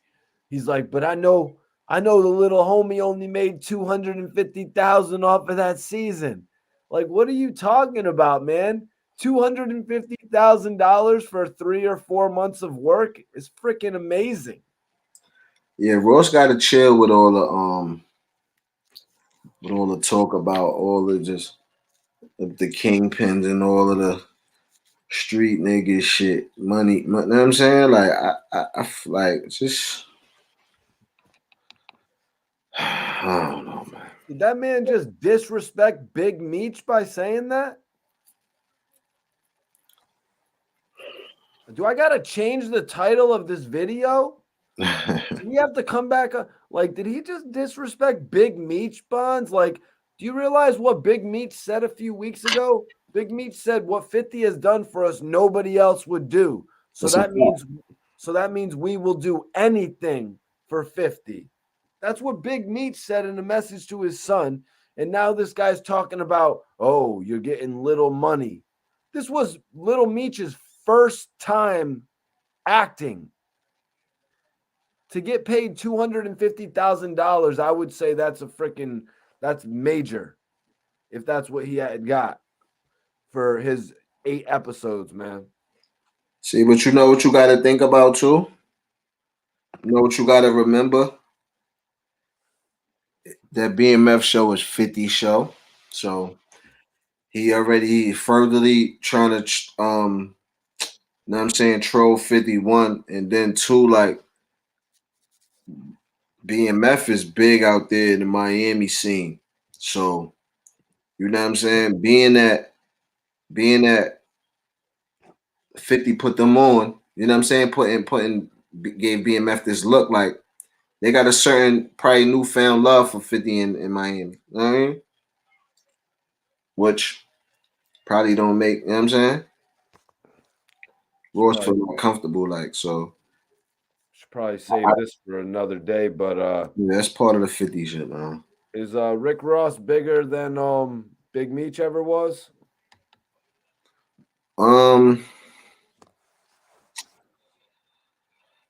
Well, Big Meech is rising right now with the show being number one, and we're just in the first season. So Big Meech's story is just really beginning to be written. You know what I'm saying? So we can't even say that right this second. Let's see. Yeah, and Rick Ross's net worth is only 40 million right now. Rick Ross's net worth is only 40 million right now. If he was worth like 200 million, like on some, like, you know what I mean? If he was worth Right. like 200, 300 million, then I would say he is bigger than anybody ever thought Big Meech was. Right. But yeah, to go from just saying, like, we spoke about it. He said, I was in the club. I was really throwing money with Meech. Remember? I let them other rappers talk with Meek. He rhymed Meech with Meek. And now to go on and say this and like discredit, talking about, oh, bring your show from stars to revolt. Did you see that part of it, Bonds? He said, bring your show from stars to revolt. I Right. don't even know what channel Stars is on. He said, bro, He should trade in his actors for people from the videos or some silly shit, right? Come on, man. I don't even know how to find revolt. What are you talking about? Tell him to sell his house and move back to the projects. Fuck is you talking about? Revolt. But I understand what he's saying. Like, Revolt probably Diddy, black owned. You want, you know what I'm saying? But listen, man. Listen here, bro. You could put another show on Revolt. Right. But we're not gonna walk away from stars at this point. Man. Right. 100%. We Yep. could put a show on Revolt. We're not against that. Do it for the culture. Put something on Revolt. But Diddy and 50 really have never seen eye to eye, man. Like these guys. It's egos, man. They have. They've been together publicly and all that, but these guys are always dissing each other, whether it was the Effin versus the Ciroc years. Egos, man. Egos, man. They both got too much money, too much power. Not enough humility to respect each other. All right, Bonds. So G-Unit 2004, you could sign with G-Unit 2004, or you can go with Bad Boy 1999. Mace is just leaving. R.I.P. Big. And right before the Black Rob craze is going on. Are you signing with Bad Boy in 99, that era? Or are you signing with G-Unit in 05, 04? I guess for the sake of your question, I'm not gonna be able to look at the contracts. So I guess I'll just say Bad Boy. Bad Boy, you're taking Bad Boy. So you're going to put Bad Boy on your back, Bonds? Exactly. Mace gone. Blessing. You know what song you would have been on? You know which one, right? You would have been on Bad Boy for Life. That's my joint. I got my shoulder link. Well, man. Oh, man. You see? Yep. You see? Come on, get. Oh, man. And plus, that would have been the Yeah, my lighter just died. I'm screwed. That's my joint, too. Oh, hey, you need that? So you would have went with that. Why do you think? Why not G-Unit 2004, man? All right. Hold on. For the sake of argument, G-Unit 2004 or Maybach Music 2014? G-Unit. G-Unit? Because it was New York, right? I could have been down with G-Unit in 2004. That's crazy, part 2. I wasn't hungry enough, though, man. I ain't gonna lie to you. Would it have been OTF / G-Unit? 2004. Or no? Probably would have been G-Unit. Them would have been my niggas, probably, because we met before that, but I'm from Southside. I always knew G-Unit niggas, like, you know what I'm saying? So I knew them from way before then. So if I would have just, you know, pressed that issue, then I would have been with dudes from my hood already. So it would have been a different situation. So, you know what I'm saying? So you would have technically, you would have signed to Bad Boy. You would have had a run with Bad Boy from 99 to 2003 to 2004. You would have had a run with Bad Boy from 99 to 2004, 5 years. You would have put out probably what, 3 albums? With Diddy, yeah, I would have put out, because the first album I put out would have been a classic, so they would have been asking me to put. I would have had to put another one out. I don't know if they would have tried to string it along the way, but I would have been ready. Like, I'd have just been putting out fire. So you would have put out 4 albums, plus you would have been on the Saga Continues album. Facts. Diddy probably would have dropped another album too, because I would have wrote one for him. All right, so you would have had a 5 or a 6 album deal. And then in 2004, 2005, you would have signed with G-Unit, or would you have stayed with Bad Boy? I probably would have still been under contract, because I probably would have been. Your contract is coming up. Your contract's coming up. You're renegotiating in 2005. So you're gonna now G-Unit's the hottest thing on the scene. They're trying to sign Mace. They're signing Mobb Deep, and you're going to go over there and negotiate, but Diddy's obviously going to want to keep you. Yeah, looking at the times that music is changing to, 50 would be heating up. It would be hard.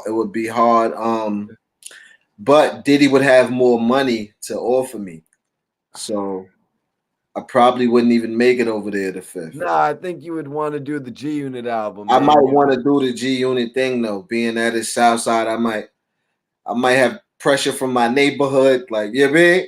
I don't know what's up. So in 2012, Diddy ended up doing the Bad Boy 2.0 with French, Machine Gun Kelly, Red Cafe, and Cassie. You could have had a deal with G-Unit from, like, you would have negotiated through 2005, maybe put out an independent album, and then or some music for the street. You would have negotiated, then you would have came out with your G-Unit album in 2006. But what else would you have done at G-Unit? Like, just some solo albums? I would have definitely I'd have been on them G-Unit albums, and then I would have did. You would have been on the Get Rich or Die Trying soundtrack in 2005. Been on that. Facts. So, yep. All right. So you would have been in that. You would have probably been featured in 50s movie Before I Self-Destruct, but that didn't come until 2009. Yeah, and then I probably would have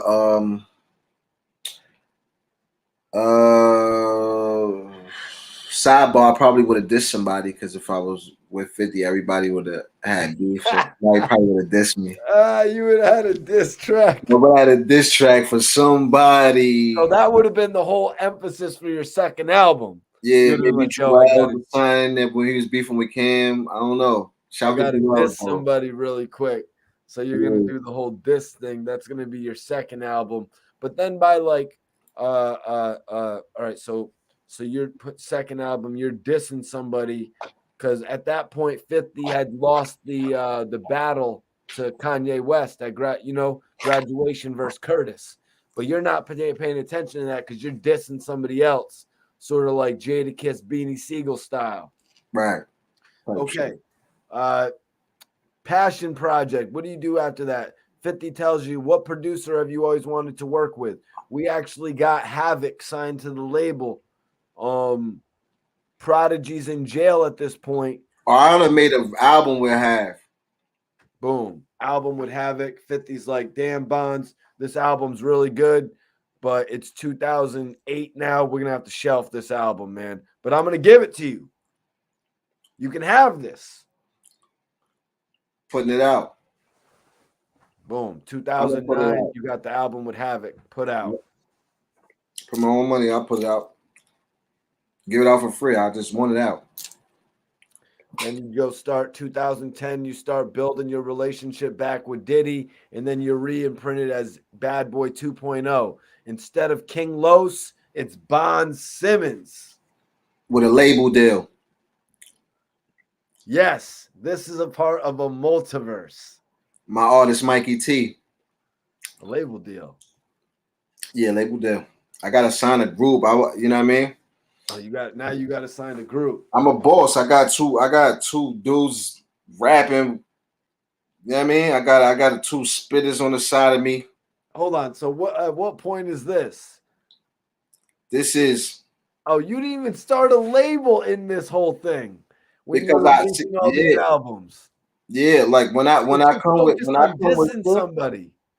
Yeah, when I come with Fifth, I probably got two hitters with me.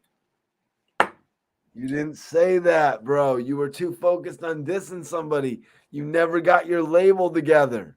You were always. When I started the diss, I formed the army. But I mean, shit. Two hitters on there on the joints with me. But shit, at this point, you've released 4 albums on Bad Boy, 1 independent album, 2 albums on G-Unit, and then you got your out. As oddly as it sounds, your album with Havoc got shelved. Mm-hmm. Jealousy from the label. You know what I'm saying? Trying to hold me up. Well, I mean, politics. What's Tyson Garcia says, "What spitters? I'm going to listen now." Damn, I had my the first dude who I would have had. I'd have had to get dudes from my hood, man. It's crazy. Like you would have got Bobby Shmurda and Rowdy Rebel, right? We definitely would have signed them. I'm trying to think who I got. No. We would have got Max B and French Montana. Facts. That's definitely who we would have got. The man. Would you have got the Stack Bundles before Jim Jones and signed him? Oh, nah, that's a fact. So you would have signed Stack Bundles. I already know. Yeah, I already knew Stack Bundles at this point. Had a relationship with Stack Bundles. You already know all my Stack Bundle stories. So fuck. So yeah, like. So which guy would have given you the label? Definitely Scar Child. Definitely Scarface Joey. So check out my man Scarface Joey. That's who introduced me to Scar Child. Would you have signed Waka Flocka? To Redfern. I mean to Stack Bundles because he lived in Redfern in the same building. And I have family in Redfern. I told you Rockaway is like my second home for Rockaway. So you know what I'm saying? So shout out to Scar Child. He go by Scarface Joey now. You know what I'm saying? So you would have had to sign Scarface Joey? Scarface Joey. That would have been me, Scarface Joey. Yeah, probably, you know what I'm saying? Okay, so this is what you would have done after Bad Boy. You're setting up your own thing while you're taking this deal with 50.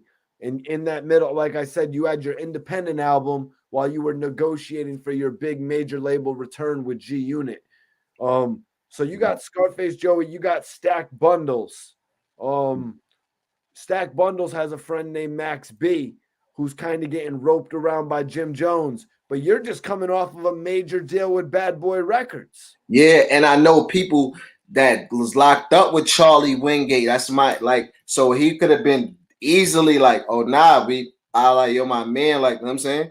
My best Styles just came home. And Shay was locked up with Max B too. So you know what I'm saying? That could have been, something that could have transpired. And that would have been crazy. Damn, man. So you would have kind of had to step to Jim Jones like Suge Knight stepped to Eazy-E, though.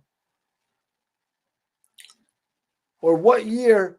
Do you know what year Stack Bundles met Jim Jones? Damn, what year was that? I would say like 04, maybe 04, 05. So you would have had him then. If you were rocking with Bad Boy, you would have brought them into the fold by 2002. Because when I first met Stack Bundles, he just met Clue and did the It was his first time on the radio doing a freestyle with DJ Clue on a Monday Night Mixtape. Clue had the Monday Night Mixtape, and we used to beat up the radio station at this time. You know what I'm saying? But I was fucking with Smack. So no, what's that fucking with Smack? I was doing something. I stopped. We was beating up the radio station. I stopped. I wasn't beating up the radio station because I was doing something. I was fucking with somebody, so I wasn't like beating up the radio station. But I didn't know Stack Bundles. Like I said, I knew Scar, but um, when I came through, like I went to Far Rockaway. I was hanging out with Scar, and that's what he was telling me. Like, oh, cut the radio on. My man about to be on the radio tonight. He messing with Clue with the. So we called the radio. We heard him like, yeah, he been, you know what I'm saying, beating up the radio station. Clue let him up there and he spit for him. So I'm tight and I'm like, God damn, I was beating up the radio station the whole. You know what I'm saying, now I'll leave. Like, that's why you gotta stay on it. Like, you know what I mean? So I'm like, boom. So then after that, Did you hear Stack Bundle spit that night? yeah. Was it undeniable? Nah, it was fire. It was hard. It was probably undeniable, but I the competitive nature, you know what I'm saying? But it was hard. I remember like, nah, it's hard. I remember I was, you know what I'm saying? I was like, it's hard. But I thought like, of course I was like, I would, you know what I mean, did better, of course. Just you always I was like that, you know what I'm saying? So Stack Bundle seemed like the type of guy who already had money before rap that day. Like, did it seem like he was already straight, or did it seem like he needed rap to straighten him out? yeah, we was young, like at the night, he had like he didn't look broke to us like being bad, but yeah, of course he was broke. He lived in the hood, he didn't have nothing. Like us, I'm saying, as of now, as I'm a grown man, you know what I'm saying? But a life, I understand he definitely ain't have nothing that needed that, you know what I'm saying? But nah, looking at him, he didn't look like that. Like he you know what I'm saying, he was up. But see, during the time when I met him, like this had just happened, so but he was up. Like his pops is from there, like you know what I'm saying? Named Stack of Dollars. So he's from he was outside, streets and all that. So he like I mean he wasn't balling, but young dudes, there ain't much you could, So let me ask you, man, was what was the other guy's name that was Who? with Stack? Scar. My man Scar? Scar. Okay. Was Yeah. Scar and Stack Bundles, were they ready to go to Daddy's house recording studio in 2003, 2002? Do you think they were ready for that? Yeah. You think so?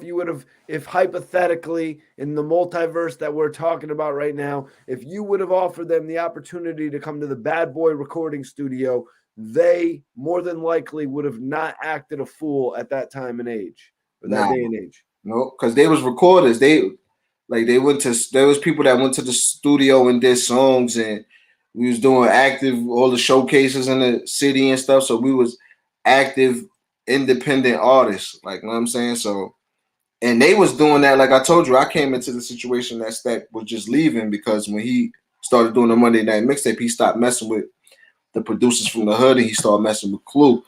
And at that same time, I started messing with the producers from the hood. So he was a step ahead of me. Like, you know what I'm saying? He was a step past me because I just was getting with producers that was giving me my beats to make my own songs. You know what I'm saying? And he was just leaving these dudes going on the radio. You know what I mean? So Bonds, what was so much different, if you would say it was so much different, however you want to break it down, but what was the difference between guys like Black Rob and G Dep and guys like Max B and Stack Bundles?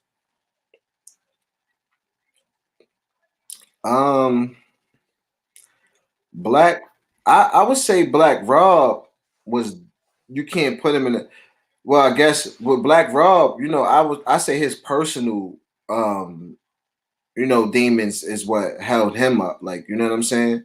People say with Diddy and getting looks and all that, but I think Black Rob got his looks and Black Rob got his respect. I feel like, I guess consistently from a musical standpoint, from consistently making hits, maybe he wasn't able to do that. I don't know, but I know he kept going to jail. I know he kept, struggling with the drugs. So I think that was a big part of why he couldn't, you know what I'm saying,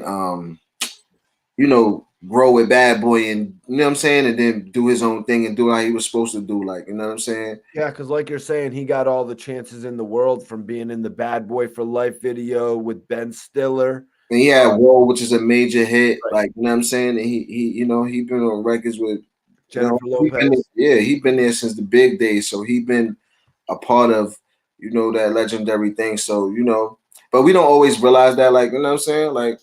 Nigga, like when we was doing the spaces, like I told you, with I mean, you don't always realize the position you in and Okay. how to take advantage of You're your saying in Black Rob's situation, he did have a lot of the looks to make the fans consistently be able to see him, which is why I'm saying Max B and Stack Bundles were so big, is because they were consistently able to be viewed.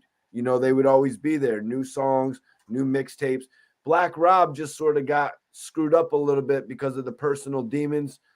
Same thing with G Dep, or That's did kind G of. Dep just not connect as much as Black Rob and get as many opportunities? But he did. He came along when G Dep came with the Bad Boy. They was kind of dying down. You know what I'm saying? From their height, they wasn't at where they was.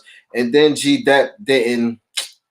He had the special delivery and all that, but What were you thinking about that when Special Delivery came out? Anybody in the chat as well? Like how did they market that? Were they marketing that as this is the next big Bad Boy record, or was it not so much known that it was a Bad Boy record, Bonds? Tell me a little bit nah, about it was like it was a Bad Boy thing.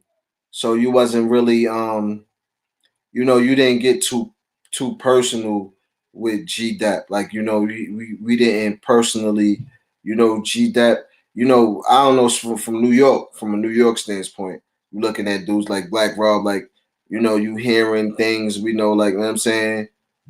Harlem, Brooklyn, we know, you know what I'm saying? There's always, is a degree or 2 degrees of separation for you know what I'm saying, people like, so I may know somebody that know the dude, like, so he may be known in the city where, you know what I'm saying, where your name is already where is a G Dep, like, it's kind of like you didn't build, didn't grow, we didn't get to know you like that, where you just came out. So, people kind of stand back and look at you first, you know what I mean? And then, you know how it is with hip hop, and they're going to hate on you until it's too late, or, it's one of those kind of things with, I don't think G Dep had to really look like that, you know what I mean? were some people sort of like G Dep? What does Right. that name mean? Yeah, like who, you know what I'm saying? So, and he didn't have that long run, so he didn't have time to. So okay, Iceberg says Stack showed up to a club Jim Jones was in with an all blue mink jacket and hat on. That's what caught Jim Jones's attention. Laughing Right, out short loud. jacket. Yeah, I think Stack did have a blue short. I think with a hood or something. The short little joints that a couple people used to wear back then too. What was he wearing the day you saw him at the Clue freestyle, man? Um, that's crazy. The day when I met him, he had on them 40 below boots, man, like the ones that Tupac had on, and Juice, the brown Timberlands, the 40 below shits, the ones that Tupac had, and Juice, the Juice joints. Really? Yes, yeah, wow, that's a fact. He had some of those on, long braids.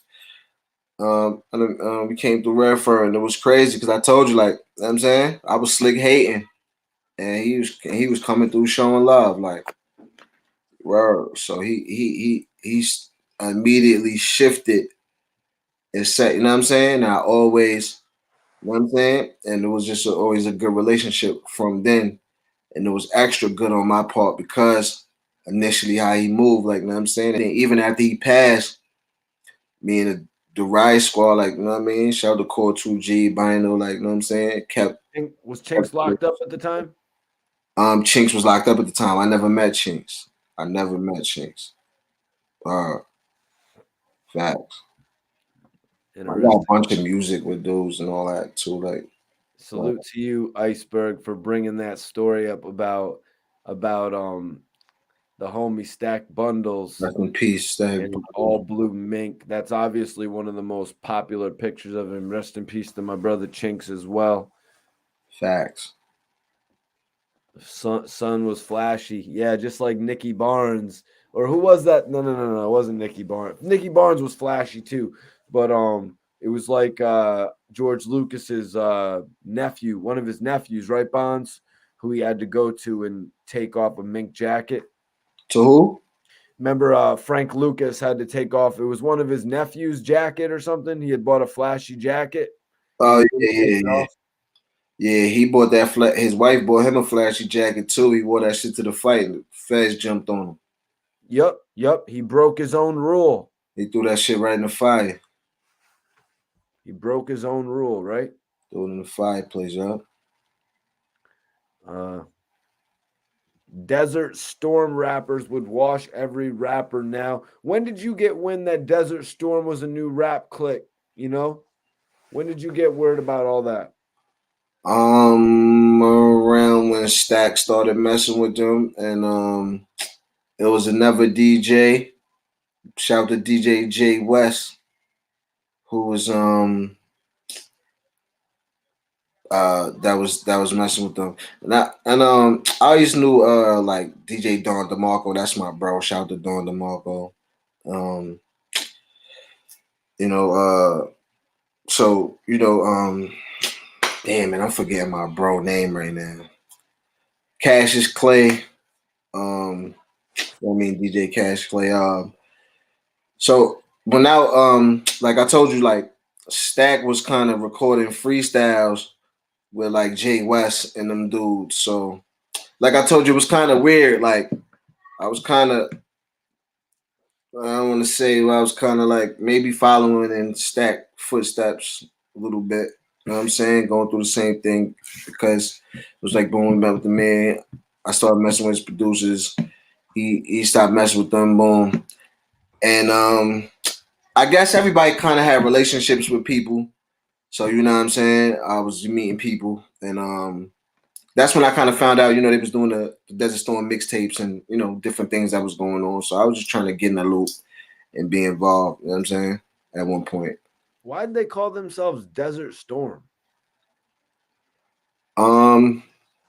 I was Clue and Darrow in them joint. I don't know. Like Desert Storm was the actually I seen an interview with Skane Dollar and he did say how they came up. Clue came up with Desert Storm name. I don't know whatever, but the Clue came up with Desert Storm name. Those was a lot of Queens dudes, like you know what I'm saying? So a lot of dudes, like it was always that 2 degrees of separation. So I always knew like I didn't know exactly these dudes, but I sometimes I already knew dudes that was around these dudes, or you know what I'm saying? There's always a small, we from Queens, we from Southside, we all from the same, you know what I'm saying? And then if you rap and you nice, it's like, you know what I'm saying? People already, everybody knew each other. Tyson Garcia said that Joe Budden brought Stack to Jimmy.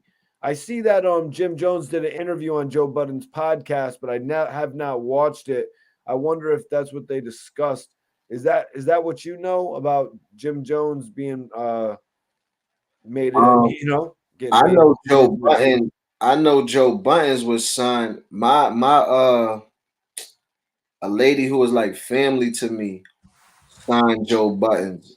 Um, Terry Corley, she had on top entertainment. She was messing with Skane. Skane helped her son do that.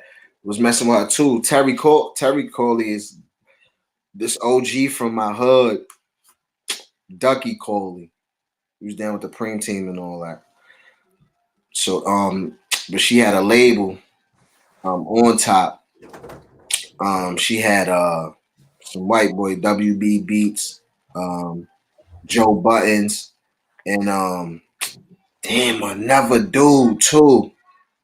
And Damn. Skane. It's crazy because it's crazy. I can't talk about everything. It's so much stuff, but it's crazy with that whole situation because Do you know this name that Tyson's saying? Sylvia. What's Sylvia? Yeah, I know Iceberg. I know that Desert Storm was an American war. I was just sort of wondering why DJ Clue, who had Fabulous at the time, would name his shit Desert Storm. Because he had Fab for a whole bunch of albums that were Desert Storm albums. Yeah, Fab was his artist. Did he ever have any other artists? Besides messing with Stack, Paul Kane, his brother, I would say. And remember they had Ransom and the 18. It was Ransom and his partner, man. Man. Ransom and damn, man, that's crazy. I forgot my son's name. Yep. You had Paul the Kane, 18. Ransom. Yep. It was called the 18. Ransom. It was Ransom and somebody else. This man, I don't know what happened to his man. It's crazy. Hitchcock. That's a fact. Iceberg. Yeah, and Tyson. Yeah, Hitchcock. Yeah. Ransom and Hitchcock. So yeah, they was on. What's up with Hitchcock? He don't spitting. I ain't heard a freestyle. What's up with Hitchcock? Come on, Hitchcock. Why you tell Hitchcock? Let me see if he still got bars or not, man. Do Hitchcock still got bars or not, man? He ain't got balls like that. Yes. Yes. Nah, but you know, man, I could tell you so many. I could tell you how many. I missed more opportunity. I fucked up more opportunities, Mikey T, than 10 people could pray for, man. Yeah, we're gonna have to go back on these stack bundles stories, man. I think you hyped the people up tonight. Rest in peace, Stack Bundles, man. Stack is. Iceberg says that he quit rap a decade ago, Bonds. That's why him and Ransom broke up. Oh, okay. I ain't even mad at him. I just hope he's still creating. Like, fuck the rap game, but still, I'm always gonna rap, man. You know what I mean? Whether I put out music, I'm always gonna release. You know what I mean? My thoughts through music. I'm always gonna write my thoughts down. Yeah, man. You know what I'm saying? I'm always gonna do that. Yep, man. Because I'm gonna get money regardless. You know what I mean? Appreciate you tapping in, Bonds. Definitely. I appreciate you, man. You know what it is, Mikey T, man. You know, I appreciate you, man, giving me, your platform and showing me love, bro. Bro, man. You know that. Well, I mean, I'm gonna take a look. I saw some reports. Someone said 31,000 sales of Rick Rozay's new album. I'm hoping it's not that low. I think it'll be a little bit higher when the all sales are said and done. But obviously, it's not going to reach the height of his 200,000 at one point. That's okay. And, yeah, he's still out doing things. He's creating new businesses, Wingstops. You know what I mean? He has Bel Air at an all-time high. They just did the Bel Air Blue with Gucci. Well, you got to name the next album Richer Than All Y'all. Yeah. Well, Richer I mean, than you'll ever be. You got to be humble, man. You got to be humble in this game. Richer than I've ever been. It's like, oh, richer than I've ever. Okay, looks like you don't need my $12 for this one, then, Ross. Richer than I'll ever be. Let's get rich together, maybe. I like that one. Rich together. Now I like that one. Now let's get rich together. That should be the next album. You know what I mean? Maybe help you get you rich. Maybe he'll double up on the sales. But Lloyd Banks on MMG, I guess maybe it's a bucket list thing of Ross's. He has been trying to sign a G-Unit artist ever since the beef started. But, Lloyd Banks signing with Ross, honestly, that would probably be like the worst thing he could do for his relationship with 50 Cent, Bonds. Yeah, he wouldn't do that. I don't think Banks would do that. He wouldn't. Not even for all the money that it would generate. He probably would sell 100,000 copies first week with MMG. Or do you think it would just be 50? He can rap. He's good. So,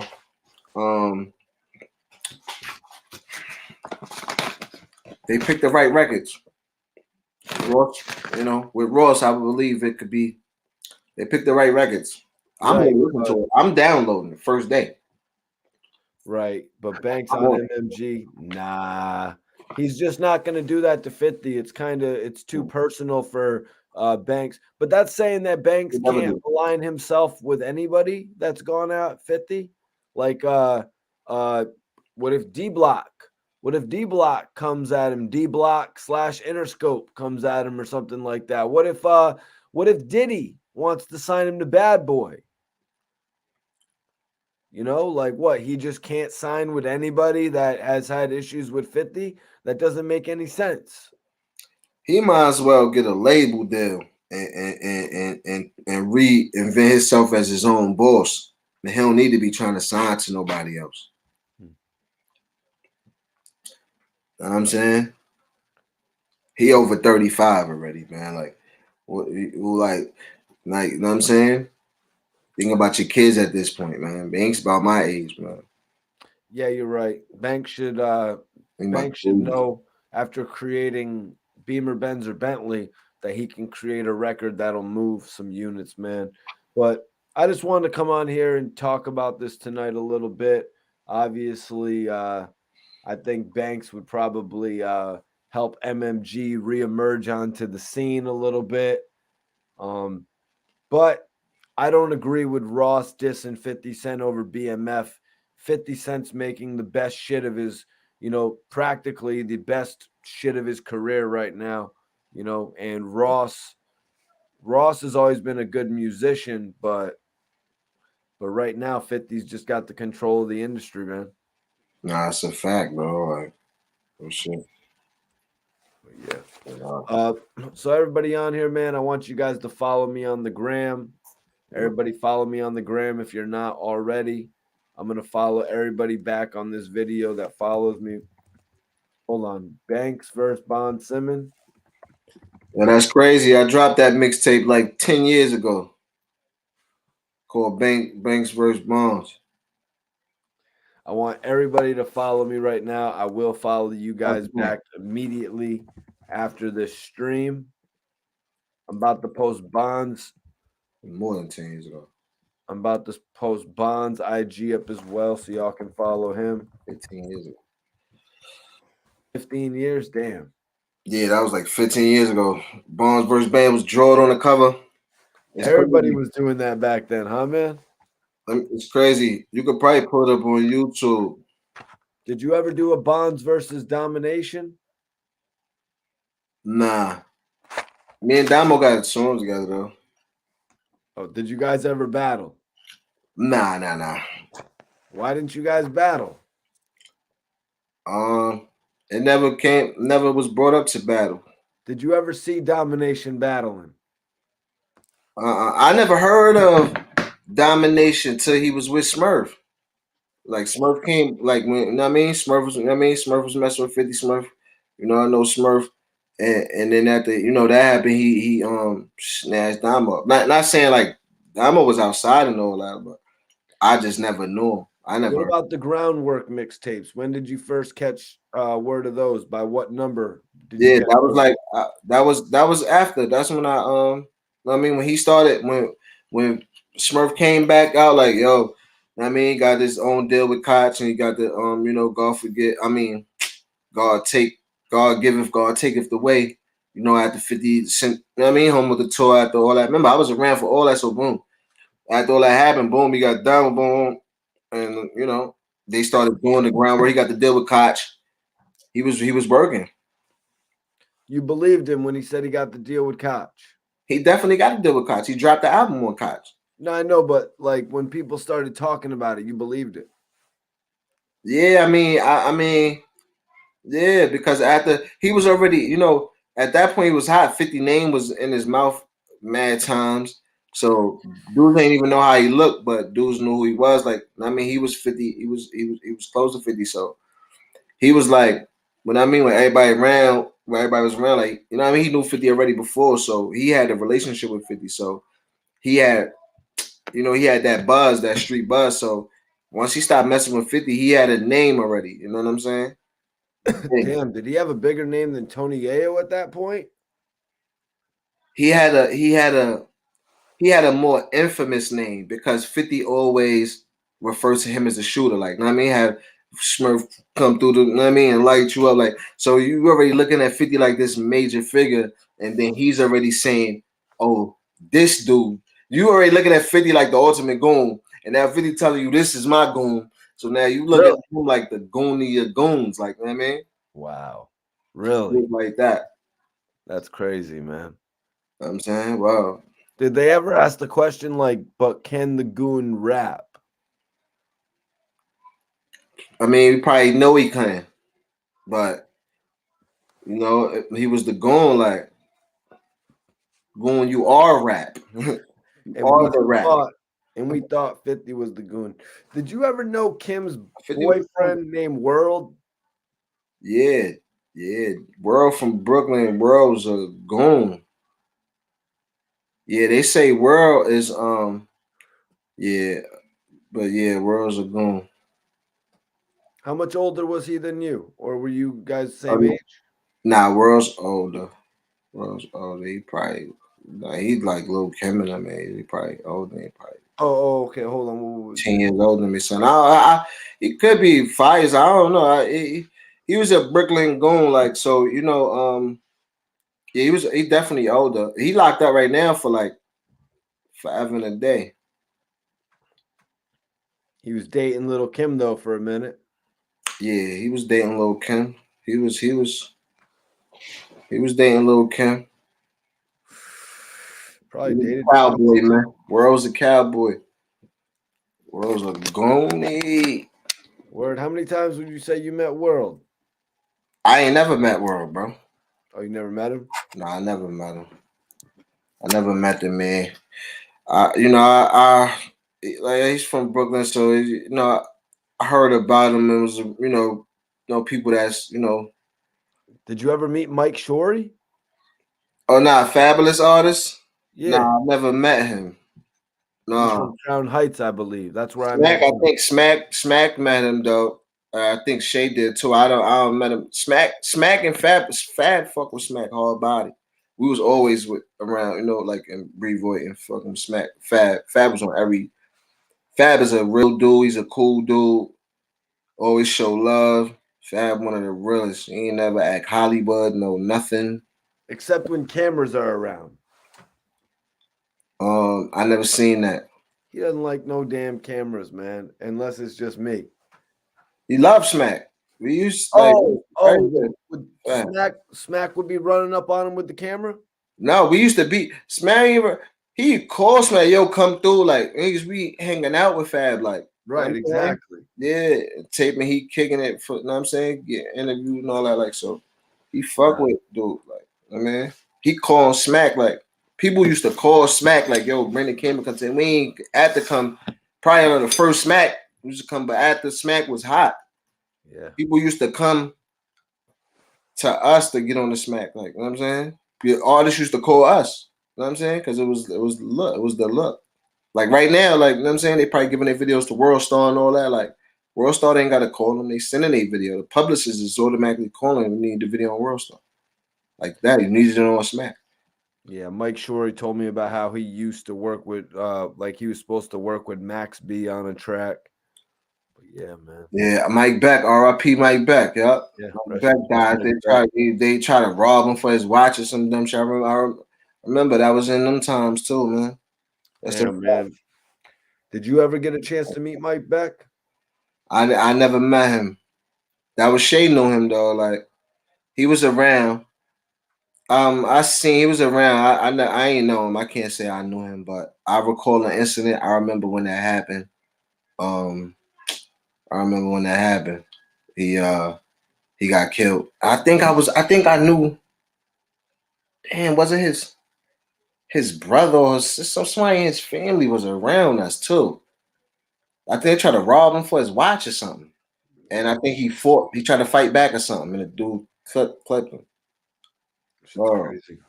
What you said? I remember I went and did a R.I.P. Mike Beck show, and a lot of people showed up, showed out for him. But yeah, rest in peace, Mike. Rest in peace, Mike Beck. Rest in peace, Young Dolph. Everybody that we talked about on the show today that's no longer with us, man. I had a fun time on tonight's show. It's kind of like a blast from the past talking about Rick Ross versus 50 Cent. We're supposed to be doing a show about the top beefs on the hip hop panel in the next few days, and we're going to talk about the feuds that 50 Cent has lost, the feuds that he's won, the feuds that we wish he never got in. But this was cool. I mean, obviously, I don't know where it's really going to go, but there's a lot of people searching Rick Ross now, and they're probably going to check out the album, and the streams are going up like Bonds was saying earlier. So it's win-win. It's really win-win, man. Exactly. Like you say, no press is bad press or whatever the cloud chasers say these days. But all right, Bonds, man. I'll talk to you soon, brother.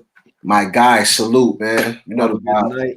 And everybody Bonds. join us for the next episode. I got Bonds' IG right here, so go follow Bonds. He's going to follow you back. Follow myself. I'm going to follow y'all back as well. I'm going to get to twisting up another one of these J's right here. And we'll see you on the next episode. Yes, sir. Peace.